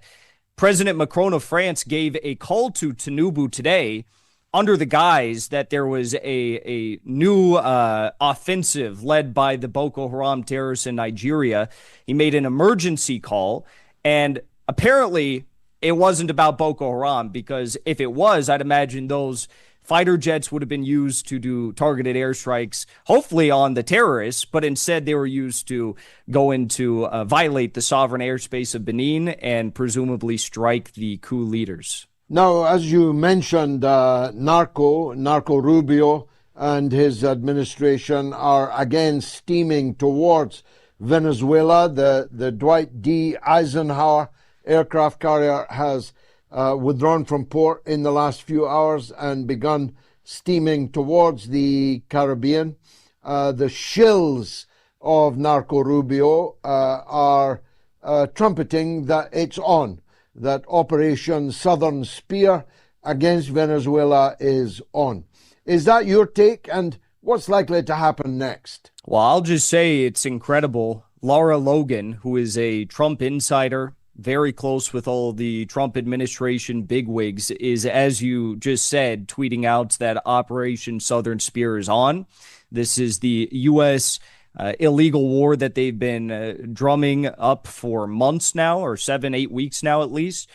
And tomorrow in Caracas, I believe, because what is today? Is today the 7th or the 8th? So it's on the 9th and the 10th, we're going to see about 5,000 to 6,000 people from all across the world standing in unison with the Venezuelan people travel to Caracas and participate in 2 days of major events to try and voice their opposition. All right. You can hear what they said. I don't want to say it with my own mouth. We are in a country where criminals are the ones in charge or are on top. Where criminals are the ones ruling us. What a country. What a funny country. Okay, back to the business of the day. Is Nigeria, is democracy dead or still alive? If you are just joining, I am Mr. Truth9ja. Welcome to my stream, where I speak nothing but the truth. We say things exactly as they are, no matter who is involved, even if it's my own family. So welcome, and let's get into the business of the day. The title of this, As Democracy Died in Nigeria. As democracy died in Nigeria. Good evening, good morning, good afternoon, wherever you're watching me from. Nigerians and everyone watching me around the world, welcome. You are watching The Bitter Truth on Truth9ja. The live stream where nobody will tell you to calm down, because I will never tell you to calm down. While the country is on fire, why should one calm down when the country is on fire? And today, no prepared statements from the presidential media team. Just one man, that is me, one microphone, and the unfiltered truth that many people do not want to hear. Because I will never say things to sweet your belly. President Bola Ahmed Tinubu is systematically destroying Nigeria. And anyone who still claims we are practicing genuine democracy is either joking or deliberately blind. I'm not raising my voice simply because or for the sake of drama. I will bring evidences, sections of the Constitution, and international assessments, all with dates and sources. We are going to examine this matter from the beginning to the end, because our collective silence is the reason we find ourselves in this situation. Let us begin with the foundation. People they ask you question. 10 years don't waka. The matter still they burn. We dey hear for streets say trillions don't miss. Who go answer us? Who go talk truth? APC na thief. Now waiting people they talk. Oh. NPC na where APC they trendy for. APC na thief. Now the cry of the masses. NPC na where APC they trendy for. Them say 20 trillion don't vanish for air. It just growing like come out, nobody nowhere. People they ask who they run the show, who they hold the pen, who signed the dough. Buhari been the minister fuel matter show. People they complain, say money no they show. Before him buy, him talk forgiveness. He shock the nation, he raise auspiciousness. Oh, Chai, NPC don't turn to jungle. Now where big money they disappear like candle. If 20 trillion try your hand today, Naira for strong, dollar for behave. APC na TC. Now waiting people they talk. Oh. NPC na where APC they 24. APC na 50. Okay, APC na 50. A party that came into power 10 years ago, just within 10 years, they stole 210 trillion naira from NNPC. What APC cannot do, what bad thing APC cannot do does not exist. Okay, democracy in the famous words of Abraham Lincoln is government of the people, by the people, and for the people. But what we are currently operating in Nigeria is government of thieves, by thieves, and for thieves. That phrase did not originate with me. It is what ordinary people say on the streets, and the streets never lie. Since the All Progressive Congress, APC, took power in 2015, the party and the two presidents it has produced, Muhammadu Buhari and now Bola Ahmed Tinubu, have treated the 1999 Constitution as if it were worthless tissue paper. They wipe their mouths with it whenever it suits them. Allow me to list the offenses one by one. Offense number 1, Buhari and the $1 billion arms fund withdrawal in 2018. In February 2018, President Buhari woke up one morning, signed a document, and approved the release of $1 billion from the SS crude account to purchase military equipment. There was no prior National Assembly approval and no supplementary appropriation bill. Nothing. Section 80 of the 1999 Constitution is crystal clear. No money may leave any government account unless the National Assembly has appropriated it. The action alone constituted an impeachable offense under Section 148 of the Constitution. Gross misconduct.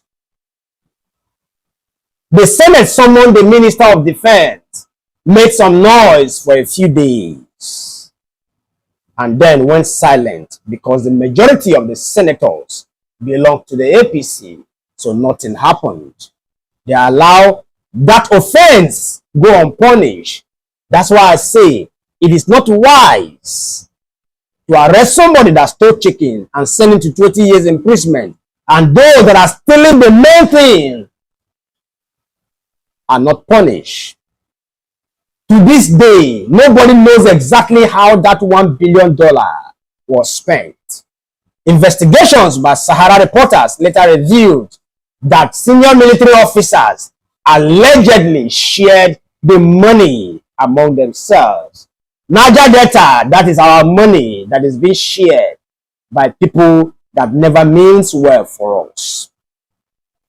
Nothing happened. Buhari completed 2 terms and retired peacefully to Daura and died. Offense number 2, Tinubu and the illegal suspension of the River State governor, September 2025. On 9 March 2025, a minor explosion occurred near River State House of Assembly. The very next day, President Tinubu declared a state of emergency under Section 305 and proceeded to suspend Governor Siminalayi Fubara, suspended a deputy governor, and suspended all 32 members of the State House of Assembly for 6 whole months. For 6 whole months. Open your constitution if you have one and read Section 188 to Section 190 carefully. Nowhere in that precedent, nowhere is the president granted the power to suspend an elected governor or elected state legislators. No section of that constitution gives the president the power to do so. That power simply does not exist. Only the State House of Assembly can initiate impeachment proceedings against the governor, and only the chief judge of the state can set up an investigative panel. The president is not part of that process at all. Yet Tinubu did it. He did it. He then took the matter to the National Assembly.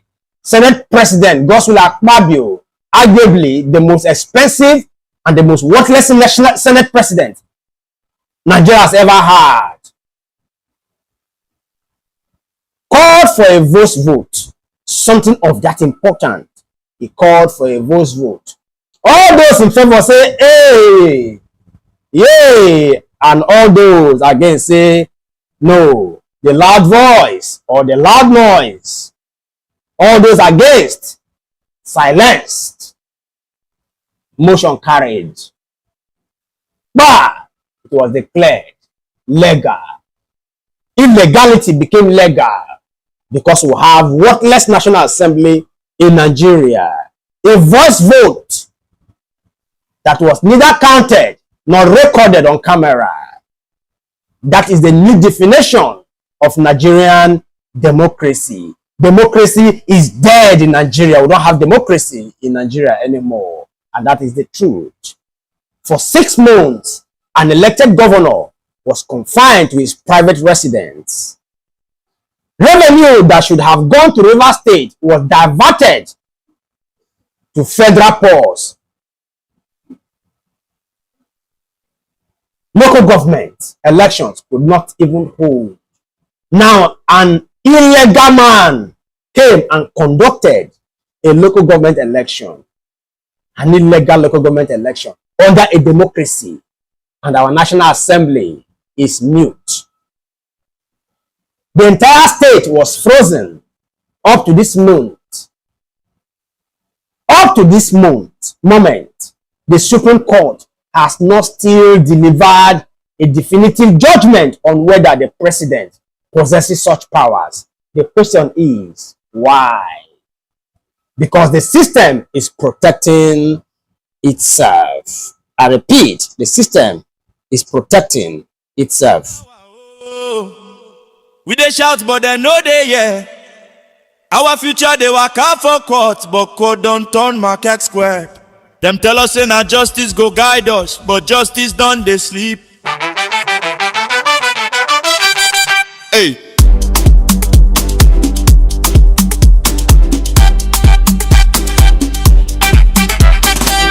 See as them rule case like say na betting sleep. Truth they cry, them tire for rope from what team lip. Everybody they fear to invest, then they pack their bag. Cause any small governor fit choose court take do big to brag. Yeah. People hustle for years, then go just cancel them. One paper, one judgment, everything scatter. Them tell us judiciary, now hope for common man.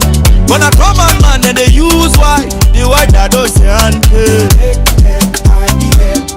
tell me which country go grow like this, yeah. When justice they cost past crypto rate. Our future they for their hand, but them they use and play. Nigeria shine, I know be today, it started decay. Judicial bandit. Nigerian judiciary is the most corrupt in the world. Our guns are businessmen, we thrive inside corruption.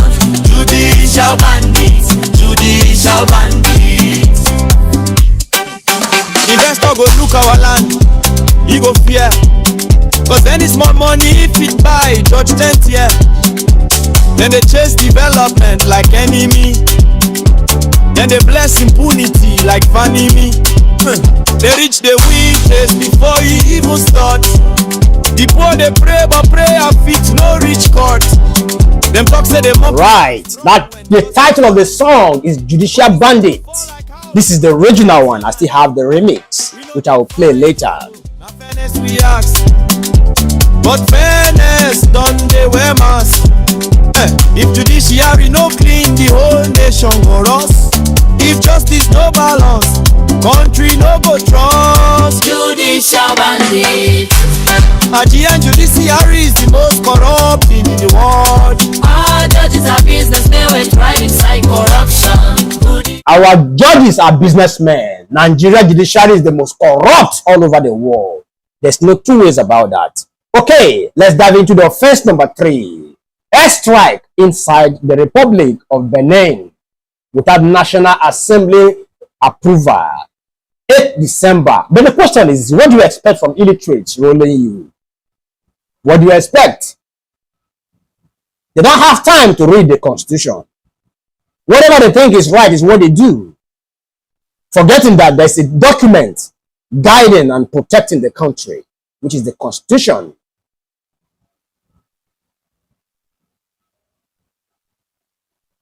December 2025, Nigerian Air Force just crossed an international border and bombed targets inside the Republic of Benin, claiming they were pursuing coup plotters. President Tinubu released a statement praising the military for swift and decisive action. That sounds heroic until you open the Constitution again. Section 5, Section 4B states clearly, any deployment of Nigerian armed forces outside the country in a situation that is not immediate self-defense requires prior approval of the National Assembly. Where was the emergency session of the Senate? Where was the resolution? There was none. They simply acted first and would probably seek approval later, if they bother at all to do so. If the United States carried out a similar operation without congressional authorization, it would have been described as an act of war. But because it is Nigeria, many of us are still clapping and saying our military is strong. Strong at breaking our own laws. Yes, strong at breaking our own laws. Offense number 4, the rubber-stamped National Assembly. Since Godswill Akpabio assumed the office of Senate President, anything President Tinubu sends to the legislature is passed within 24 hours. A 28 trillion naira loan request passed. Funds for a presidential yacht hidden inside a supplementary budget passed. Money for a new presidential jet disguised as aircraft maintenance passed. Opposition senators shout, but the voice vote buries their objections.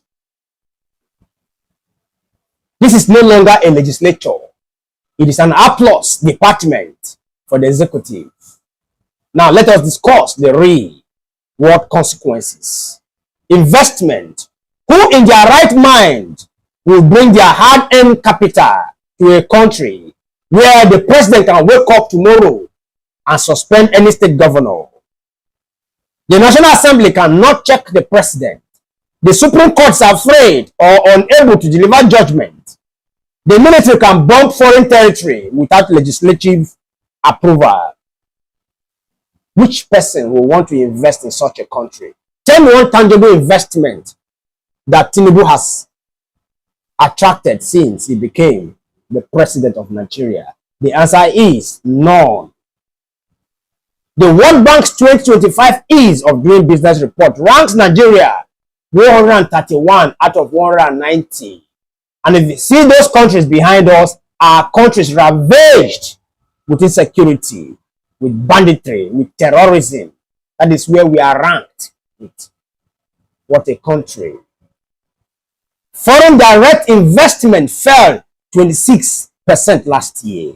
Even Ghana, a country we once looked down on, has overtaken us. Ghana is doing better than us today. Chinese companies are pausing new projects. European investors are relocating to Rwanda and Kenya. Go and fact check me if you think I am lying. No one wants to invest where the rule of law does not exist. To the international community, let me say this clearly and without apology. Nigeria is no longer a functional democracy.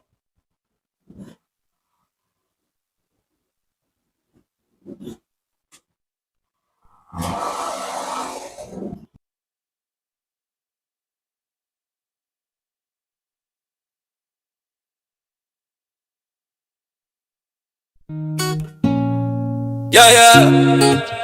That me be Mr. Truth9ja. The man we want peace, the man we know the hate. The man we stand for progress for everybody. I talk I'm clear, we all deserve better. We deserve suffer, no be so God right now why Mr. Truth9ja they open him mouth? If you pay, you adjust your mind. Na truth I dey yarn, no be fight I dey find. We dey hustle for light, and they give us dark. We dey hustle for food, and they chop our part. But still, hope no dey die for heart. We go rise, we go shine. No force fit stop us. All right. Nigeria is not a functioning democracy anymore. Nigeria is no longer a functioning democracy in any meaningful sense of the word. What we have is a civilian autocracy dressed up with elections every 4 years.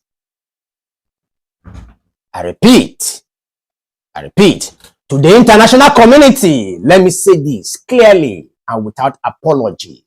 Nigeria is no longer a functioning democracy in any meaningful sense of the word. What we have is a civilian autocracy dressed up with elections every 4 years. We have INEC, we have ballot papers, we have campaign rights and 5,000 naira transport money. But power does not reside with the people. Power resides with one man in Aso Rock and his inner cycle. This is no longer a PDP versus APC issue. The PDP damaged the country for 16 years. That is undeniable. The PDP yanked Nigeria for 16 years, but at least we were still practicing democracy under the PDP. But the APC promised change. 10 years later, the only change we have seen is from a frying pan into the fire. My final words before I end this broadcast. Every constitutional violation I have listed tonight or today is by definition an impeachable offense. But the National Assembly that is supposed to serve as a check on the president is busy eating from the same national cake. Until the Nigerian people wake up, not just Twitter activists or ex-activists, but genuine mass action, nothing will change. Nigeria is no longer a democracy. What we have is a democratic autocracy. That's what we have. 2027 is coming. If we repeat the same voting pattern driven by tribe or stomach infrastructure, I repeat, 2027 is coming. If we repeat the same voting patterns driven by tribe or stomach infrastructure, we deserve whatever we get. We deserve whatever we get. We have good people that can rule this country perfectly from every region. P2B is a very good candidate for that. Osibanjo is a very good candidate for that. These two people are very good. I can give you instances. Osibanjo, when power was transmitted to Osibanjo, when Buhari traveled to UK, you can see how our currency started gaining ground against the dollar. We saw law and order. When the SS boss misbehaved, Osibanjo fired him. But what did Buhari do? Buhari will give order, they will disobey, and they will still be there. But Tinubu's own, he will keep somebody that is supposed to go home in the person of Inspector General of Police, Egbetokun, that is supposed to go home. He's still there. Doing what? He's a failure, yet he's still there.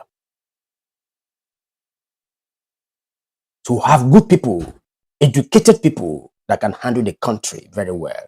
Osibanjo and P2B are my candidate. Any party Osibanjo comes out, I will vote for him. But if Osibanjo does not come out, I will vote for P2B, any party he comes from. These are the people that knows what governance is, not these illiterates that have no certificates, that have forged certificates, that have questionable characters. Will not be the ones to rule us. My name is Mr. Truth9ja. And I am bold to say what I am saying.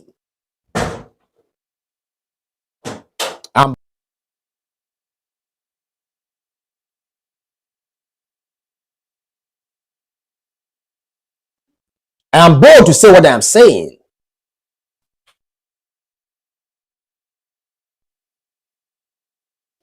Death has no duplicate. We only die but once. I didn't die when I was protesting against the military. If the security services choose to visit me tomorrow, no problem. Let them come. My mouth will not be silenced. Nigeria will walk again, but it will never walk under this current arrangement. it will only work when we return to power, when we return power to the people and remove it from the hands of thieves. Because what we have as leaders today, are thieves. This is Truth9ja, and I stand for the truth. And I owe nobody apology. I'm speaking my mind. And I will defend what I think is right any day, anytime. Leave your comments, share this episode, and tag everyone who needs to hear the truth. Until next time, may God help us all. May God help us all. Thanks for watching. We dey shout, but they know they yeah. Our future they work out for court, but court don't turn market square. Them tell us say na justice go guide us, but justice done they sleep. Hey.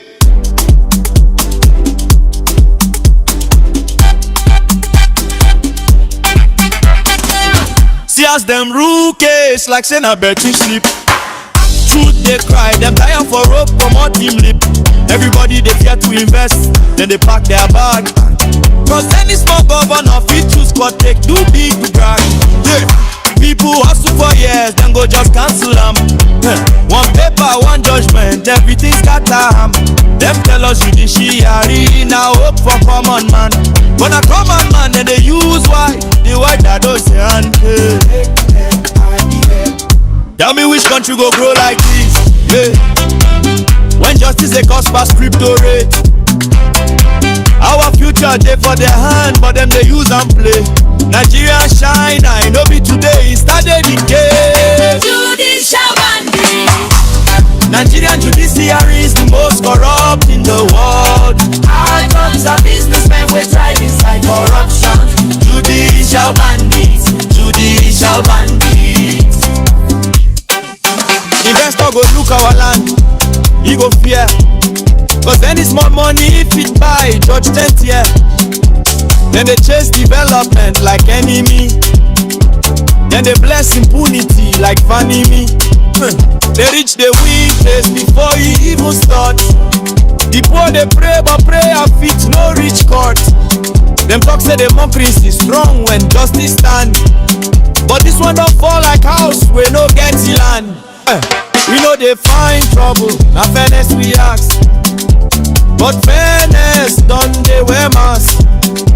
If judiciary no clean, the whole nation go rust. If justice no balance, country no go trust. Judicial bandit. Nigerian judiciary is the most corrupt in the world. Our judges are businessmen, we thrive inside corruption. Judicial bandits, judicial bandits, judicial bandits. Them sell conscience for money, them no send the people. Our rights don't turn business for their table. Judicial bandits, judicial bandits. Nigerians open your eyes. Now your future, them they price. If justice won't finish, who go rise? Time to speak, time to stand. Make we reclaim our land. Judicial bandits. Walla for APC government. Them things say we know they see am. You go soon go round. Waiting go around, go surely come around. Wahala for APC government. We go come back, oh. Wahala for them greedy men. We go reach them house, oh. If you live for glass house, no they throw stone. Not truth we talk, oh. Tinubu talk for 2, 3, 40. Say Jonathan lazy man. Say they sleep when jihadists they buy Christian. Now he don't turn a mountain, Trump done the one. I'm say stop the pine. Now who incompetent now? Now who no fit govern now? APC don't turn our life to survivor exam. Wahala for APC government. They no sabi government. Wahala for fake policy. We dey suffer, them dey flex. Now pepper we dey chop every day. Dollar don't climb, people know they pay rent again. Them say so video go help, but you just fight the poor. Then they introduce policy to pay us more. Canada God don't vex, label APC, PDP terrorist name. Now through corruption, through pain, them turn Naija to suffering game.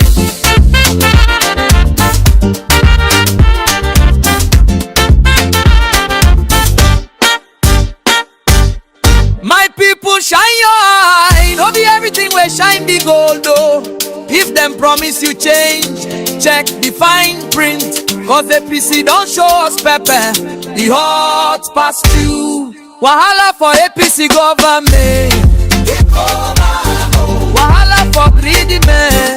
Now them go feel if you live for glass house, no they throw stone. We go scatter your throne.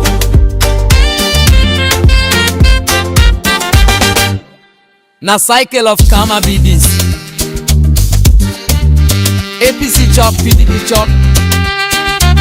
But one day, Nigeria go rise. Make the truth set us free. Wahala done too much.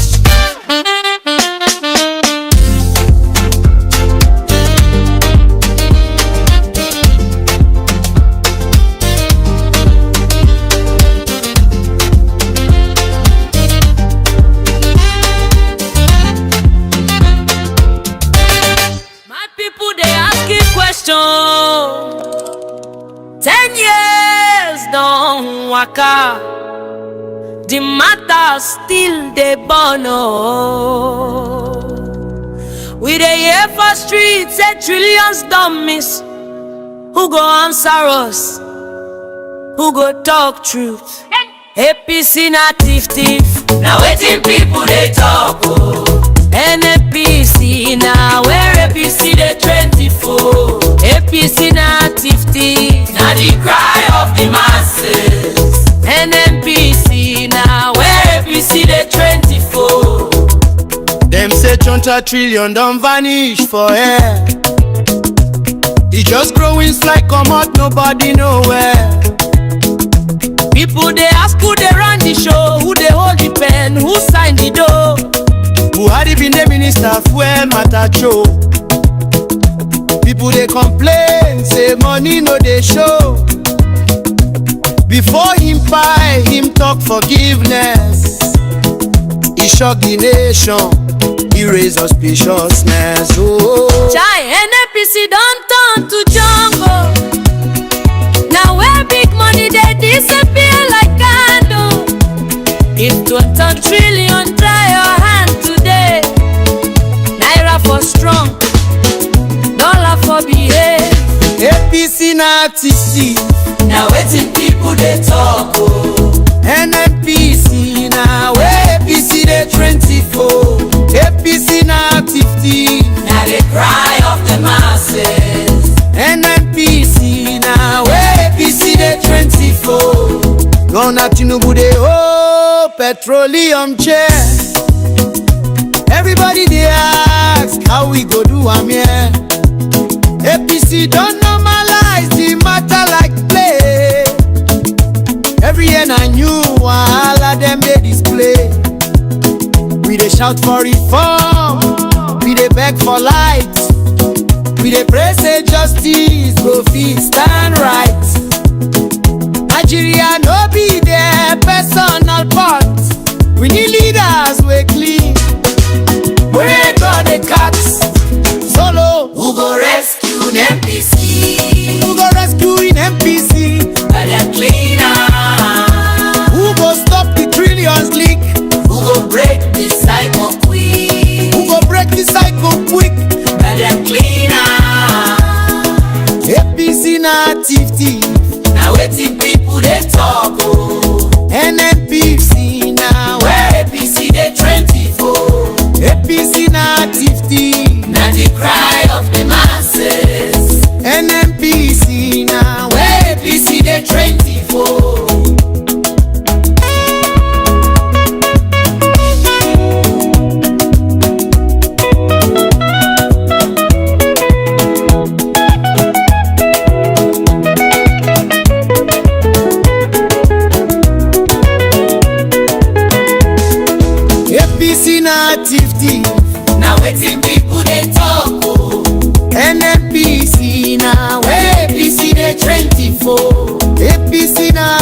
poverty. Now the cry of the masses. NMPC now where PC they In train the name of the Father, and of the Son, and of the Holy Ghost.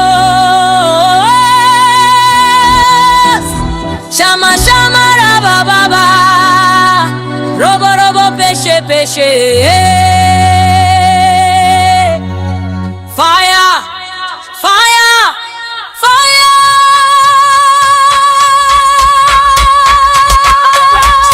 Father.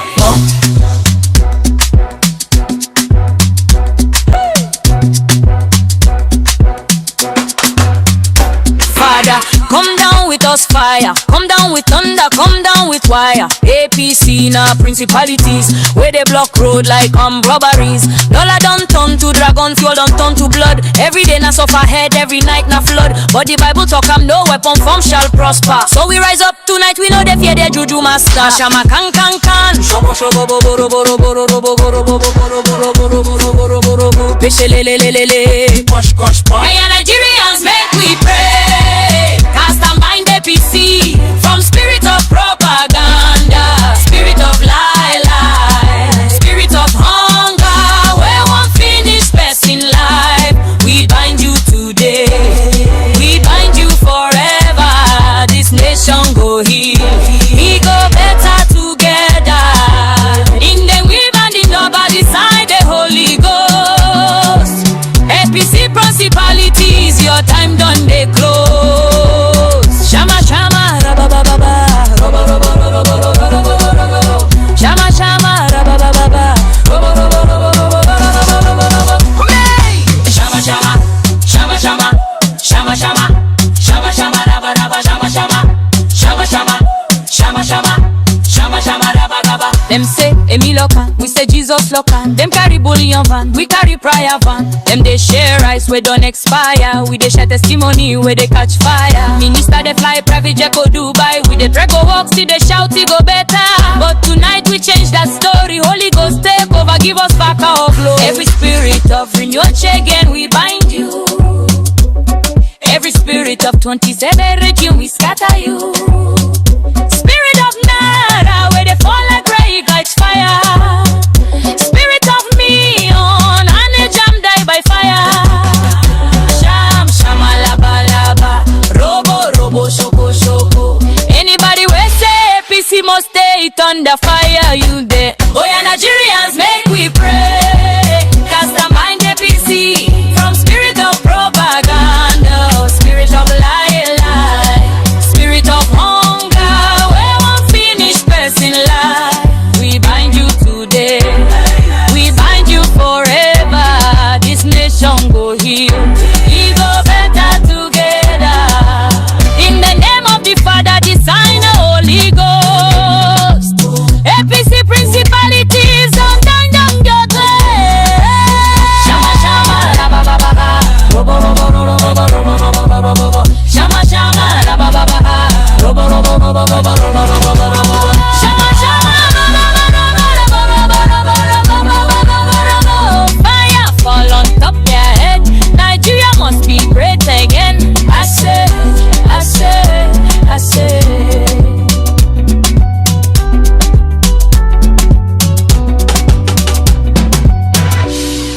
Naija, now they sleep. The people who supposed protect us don't turn on robbers in black robe. Make when I hear me clear, oh.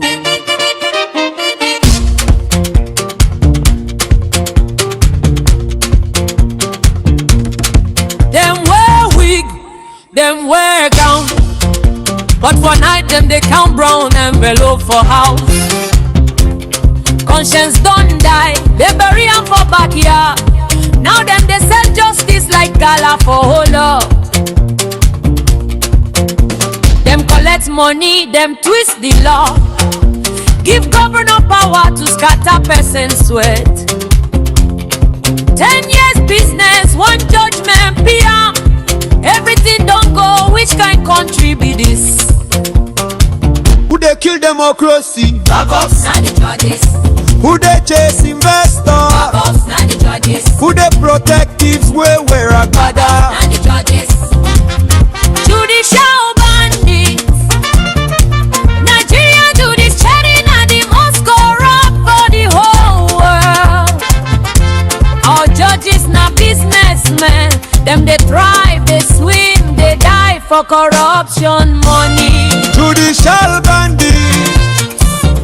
Men don't see power up, then don't close the door. No investor won't come, everybody they run come on. Judicial bandits, oh. Hey, governor wants still election, judge say carry go. Person build factory, them send bulldozer. Because of quality no small. 20 years of blood and sweat, one night a rating for Yakata. Judge don't chop money, him they smile for chamber. Him children they school for London, him wife they shop for Paris. But you're picking up easy light, your business don't die finish. Now wow for this country. Which country they grow and co they sell berries? No country. Who they kill dreams every day? Backups. Judicial bandits. Nigeria judiciary na the most corrupt for the whole world. Our judges na businessmen. Them they thrive, they swim, they die for corruption money. Judicial bandits. Come on man, hope don't die, justice don't pass. Nigeria don't scatter because of judicial bandits. Yeah.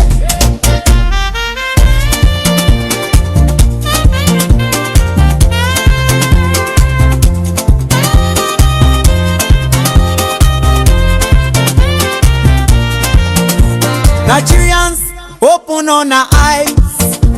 These people no be judges again. Them be armed robbers with law degree.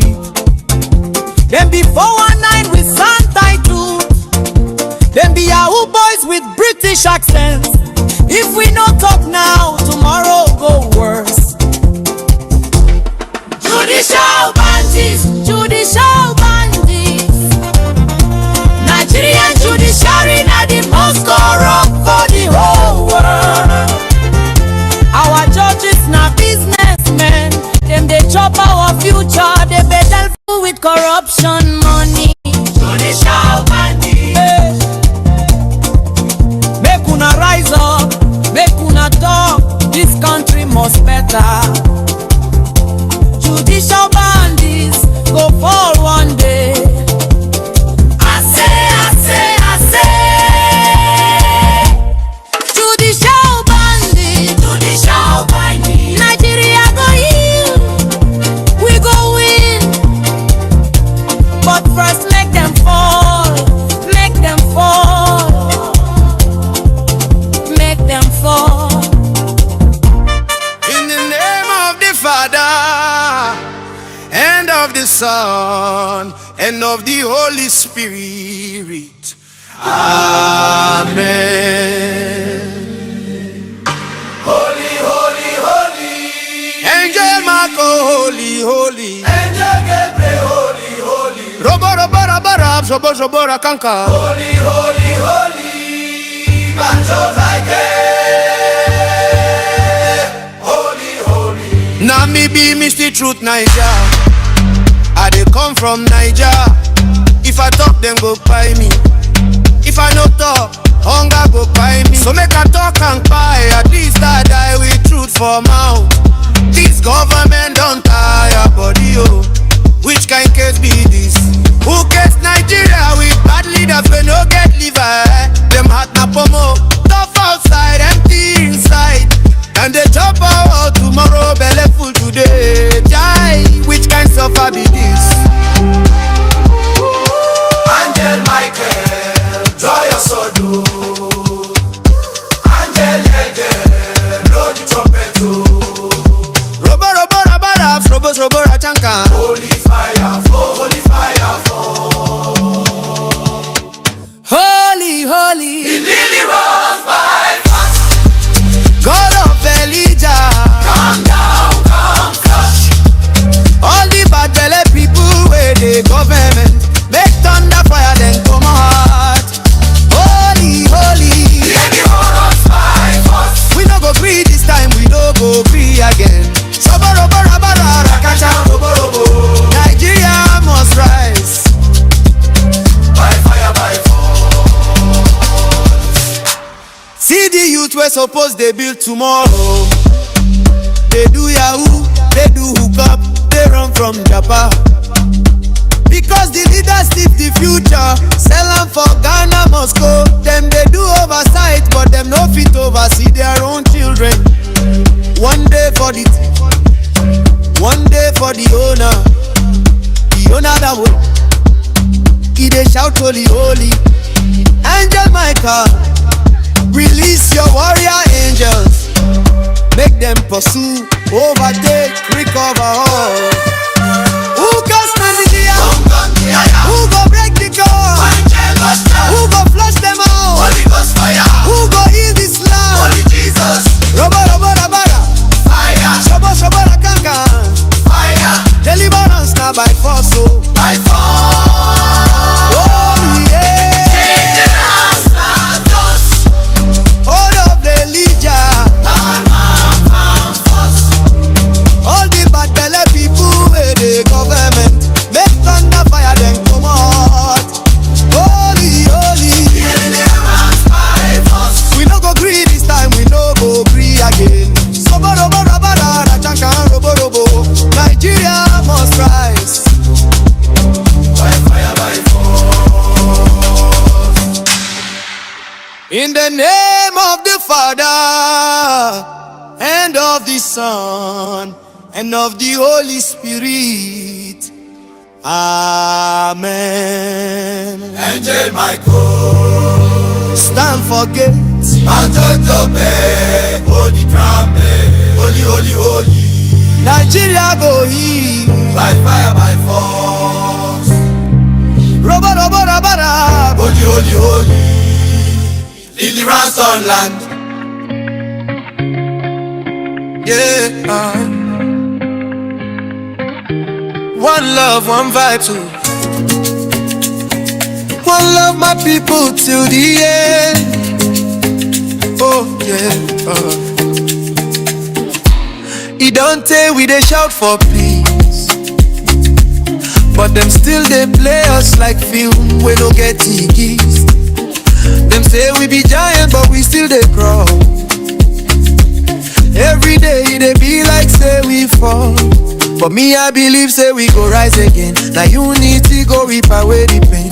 From Kano down to Lagos, man, are the same red blood they our vein. If love no day, waiting remain. Make we stop to the fight for name. No tribe, no hate, no shame. Not together we go win this game. Peace go reign, peace go reign. For Naija, peace go reign. No more blood, no more change. Together we go rise again. Peace go reign.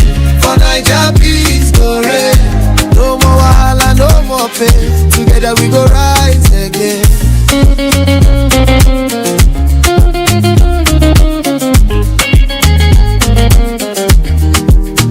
See mama they cry for Market Square. Say her pikin no come back from there. Too much tension for the air, but love be clean, I'm like fresh repair. Not time to build, no be time to burn. Make we learn from the past, no return. And where they give, no they laugh. Make this be our payback. If love no they waiting remain. Make we stop to the fight for name.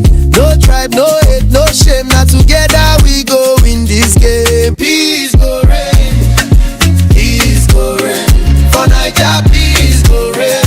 No more blood, no more change.